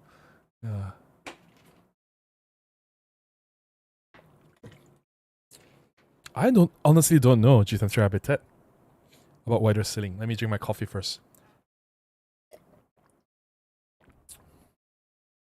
I honestly have no idea, but But then again, you can weather seal cameras like EM5 series, and they were not that expensive. Then there were the EM1, original EM1 and EM5 were not expensive. Of course, now everything is so expensive already, right? And now they have the IPX rating and everything, but yeah, I don't think it will cost that much. It should not. But then again, I've never... Yeah, I should have asked this question when I was working for Olympus. I don't know why it never occurred to me to ask. This is one of the questions I wish I would have asked when I still had access to the engineers and the team in Japan. It would have been a really cool question to ask. Yeah. Any more questions to you guys or any comments? I'll stay on for another 5 to 10 minutes to chat with you guys. As usual, I'll stay until midnight here in Malaysia. That's just a few more minutes. All right. Let's see if there's anything to share. Let me just remind everyone that, where is it? I think it's this one, right? Yes. I will be speaking at Kuala Lumpur Photography Festival this weekend, and this is a full timetable. It is already out. If you are free this weekend, check out Kuala Lumpur Photography Festival. It is happening in KL Gateway Mall, Friday, Saturday, Sunday. There are many events happening, and there are other photographers speaking as well. My session will be on Sunday. I'll be talking about my YouTube photography journey, why I started doing YouTube, how it impacted my life, what are the benefits of doing YouTube, and of course I'll be sharing a lot of tips and tricks for people who want to start doing YouTube, especially if they are photographers. And I encourage photographers to start doing YouTube as well. I think it's a very powerful platform for photographers to promote their work as well. So that'll be on Sunday, 5 o'clock at Level 2 Seminar Room. Repeat that. They'll be on Sunday, 5 o'clock at the seminar room at Level 2. All right, and OM System will be there as well as an exhibitor. So OM Digital Solutions, we don't have OM System in Malaysia technically. It's official distributor for OM System. They are technically under YL Camera. So if you want to check out any of the latest cameras and lenses from OM Digital Solutions, like OM System OM5 Mark II, or some of the newer lenses, or even the OM3, right? If you haven't seen it in person, you want to check it out, I think this would be the great place to go and really just have your hands on these cameras and just try it. Who knows, maybe you'll like them, maybe you won't. You'll never know until you try it in person. So yeah, Kuala Lumpur Photography Festival, I think it'll be very fun. There are other photographers as well. Look at the timetable, look at the topics, plan your time carefully because there are some things that are happening concurrently. And yeah, go and support some of your friends if they are speaking. They'll be really, really cool. If you are there this coming weekend, if you see me, don't be shy, come and say hi. I obviously don't know how you look like. You guys know how I look like, so please come and say hi. I would love to meet you guys. All right, okay, let's get to the final few chats and then we'll call it a night. Jitam that says 10 versus 5. Like there cannot be many more nerfs to make a 10 bring the cost down. Like a 10 would just be like a 5 without ceiling. Well, there's the rumor that goes around saying that they have completely abandoned the EM10 series, right? So if that's true, then the EM5, the OM5 would be the next entry level or the lowest level OM system camera. Ray says, I shot an air show from the photo pit, Blue Angels F-35 all prop fighters. Wait, why is it not coming up? Yeah. Primary gear It's not coming up again. Sorry. Just gonna wait for the chat. Something is not right with the chat. The chat is a bit slow for tonight. Come on. OM1 and Big White. Had a Nikon shooter asking about my gear most of the afternoon. Had very good results. Yeah. Good for you if you get good results from that. Bilbo says, watching from Bilbao? What is Bilbao? I don't understand what that is. Also, Samnote says, do you think the OM3 is worth the price? No. I think it should be about 30% cheaper. Dave says, Olympus was a powerhouse. Incomplete TS? I have no idea what this means. I have problem understanding a lot of sentences tonight. Maybe I don't have enough coffee. I have just a few drops left. What the hell is incomplete TS? That says OM3 doesn't exist in a vacuum. It's too much compared to other offerings. If it was like 1500 US, it would have been better. Yes, I think about 30% cheaper, right? Maybe even lower than 1500. Ho says, I think OM3 is worth the price only if it fits your workflow and money flow. Of course, if you have unlimited cash, anything fits, right? Joe says, medium format, no thanks. Imagine the cost and the telephoto size. Then again, like I said earlier, if you go into medium format, you go with intention. You don't expect to use a medium format camera with a telephoto lens. It just doesn't work, right? Like, you don't have a bird shooter or a wildlife shooter using medium format because that's not what medium format is designed for. Don't just expect medium format to be used for like, oh, I just want to run and gun doing a wedding with the medium format camera. It just doesn't work because autofocus, it'll always be behind. And when it comes to like low light performance, high ISO, it's just going to be behind. It's just not the right tool to do a lot of things that full frame cameras or micro four thirds cameras are designed for, right? So you got to manage your expectations. Zach says, random off topic, what's your opinion about AI generated images looking like Sony conspiracy? Sony conspiracy? I don't understand about the Sony conspiracy. But I do have a lot of thoughts about AI generated images. But what's this Sony conspiracy? Let me just Google, see if anything came out. Conspiracy AI. I'm not aware of what's this.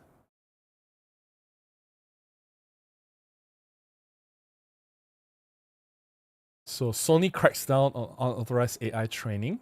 All right, Sony accuses AI developers of copyright violations. So it's about Sony Music, right? If I understand you correctly. So Sony Universal sues AI copyright music. Ah, okay. I think the issue is that this AI is learning from sources without permission, without consent, right? And a lot of artists or creatives, they pride their work, they take pride in their work, and it's like, hey, this is my work, and why are you using it, AI for training without my permission? It's just wrong, right? So yeah. It is wrong, I guess. Like, it's my hard work, and I'm sure my photos are already being used by AI to train for the AI generative images and things like that. Andrew says, couldn't imagine medium format going mainstream. No, it's not. And the younger generations use it for selfies. Just couldn't imagine. Yeah, it's not a mainstream camera. And the fact that it's not a mainstream camera makes it possible. You get what I mean? If it is a mainstream camera and Olympus goes into mainstream, fighting the big boys like Canon, Nikon, and Sony, it's a losing battle, right? So just because it's not the mainstream makes it a possibility for them to win. You get what I mean? Dave says, Olympus was a powerhouse in compacts. What the hell are you talking about? It's ITWP. I don't understand. Man, Dave, you're not making any sense. Joe says, testing an OM1 Mark II 150 to 400 at the moment, and gosh, what an amazing combo. I guess it works for you, because I have no reason to use 150 to 400 in any other photography that I do. That will be a very weird lens to carry around, let's say to shoot a wedding or to shoot an event like the photos that I've just shared earlier, right? Like if you carry such a huge lens, it'll be really weird. Like I prefer tiny prime lenses in that situation. Man says, Robin, may I know how many size photo that ever you printed by Micro Four Thirds camera? Did I show you guys this before? Wait, did I see this? I need to find this. Give me a moment. Where is this? I need to find Robin Wong. If I can find it, I'll find it. If I can't, then it's fine. I actually shared this before in Rob Track's live stream, the one that we did together earlier this year. There's a photograph that's being printed from floor to ceiling. So that's more than 7 feet tall. It was taken from a 12 megapixels camera. It's not a micro four thirds camera, but it's a 4/3 camera E5. I'm trying to find the photo.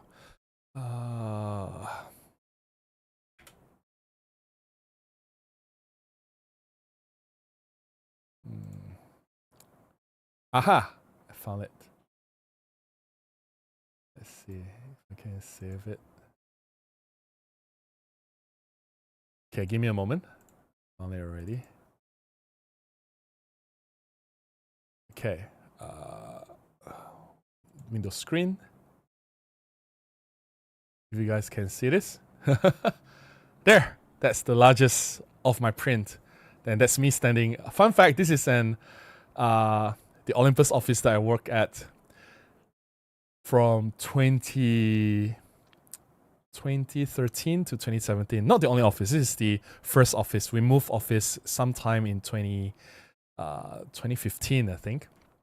So from 2013 to 2015, I was in this office. It's at 1 Mont Kiara at 10th floor. And this was my shot that went really famous. Japan bought this shot from me, Olympus Japan. And it was taken at Kuala Lumpur Butterfly Park with E5, the DSLR, and the 50 f2 macro lens. To the left is the pantry of the office. So everyone goes to the pantry, right? And there's a toilet there as well. So every time someone will go and make a coffee or eat something in the pantry, they'll have to look at my photographs passing through. And to the right is the entrance to the conference room, one of the meeting rooms. So every time the guests come in, we'll bring them to this meeting room, and every time they come into the meeting room, they have to look at my photograph, which was pretty cool, by the way. So there you go. I hope you guys enjoy that sharing. I talk about this. The photograph has a long story, which I already talked about during the live stream. So check out the Rob Track's stream with me together with a few other photographers earlier this year, if you have not done so. All right, I'll read a few more chats and we'll close the night off. It's already past midnight. Andrew says, all right, Robin, thanks for sharing tonight. Gotta call it a day. Catch up soon at KLPF. And you get well soon, Andrew. Hopefully you recover before KLPF. Jinam that says, just give us a flat top range finder looking pen with face detect, 1 SD, 1 micro, audio jack. It's like a print money button. Hopefully they listen. Someone that says, don't worry, Robin, I'm also confused by the acronyms tonight. I know, right? Like, I don't understand anything that everyone is talking. It's like just very, very weird. Joe says, OM seriously needs to get their video in check. G9 Mark II is still the best all-around micro four thirds camera. I thought GH7 is the best camera. It has like audio float 32-bit, right? The G9 Mark II doesn't have. Someone says, Robin, for travel, photography, street landscape architecture, will you take OM5 Mark II or the EM1 Mark III? No! EPL7 or the GM1. The smaller, the better. Old Shutterhand says, good evening and greetings from Thailand. Hey, how are you? Nice to see you here. Aiman says, Abang Bobin. Aiman, are you going to appear at KLPF or not? So I can finally see you in person this weekend. I'm speaking at 5 o'clock on Sunday. Chat says, a year or so ago, AI image generators were creating images with the Shutterstock logo on them. Wow. Okay, that's interesting. Peter says, Micro Four Thirds is good up to even printing 30 to 20. I have one on my wall, but most of us don't print bigger than A4 on the screens, for which current Micro Four Thirds is more than capable. You can go pretty big. And printing is its own skill, by the way. It doesn't mean you have less resolution, you can't print big. Yeah. You guys are talking to each other, no worries. E5 with 12 megapixels. Yep. Printing is its own skill. Just because you don't have enough megapixels doesn't mean you can't print big. I said it already. Yeah, and I mean, I'm not a printer. I don't have enough knowledge and experience doing printing, but you can talk to a printer, an expert printer. They can do magic with any images you throw at them. Thanks, man. Asab, appreciate that. Liu Bomir says, "Hey Robin, just wanted to thank you so much for all the work you've done over the years. You've helped me so much. No worries. I appreciate that, and I do what I can." All right, with that, it's time to close the session. Thank you so much for staying with me until the end. I hope you've enjoyed tonight's discussion. Should OM system or Olympus go medium format? I don't think there's a right or wrong answer. It's a lot of what if scenarios, and I think currently, logically and practically, it's not a wise decision when it comes to business strategy for them to explore a new format. I think with limited funds, it's too risky. It's definitely a wrong move to do anything too drastic. But having said that, if they've explored this option, let's say 10 years ago when they were financially healthier, could have opened the door to new opportunities. I think middle format is quite interesting. And again, there's no right and wrong. I think we're all just speculating here. It's fun having this discussion, right? I hope you do, because I did enjoy talking to you guys. And I hope you guys have enjoyed looking at my photographs as well, the photo sharing session. And yeah, I'll catch you guys next week. Until then, go out and please take more photographs. Bye-bye.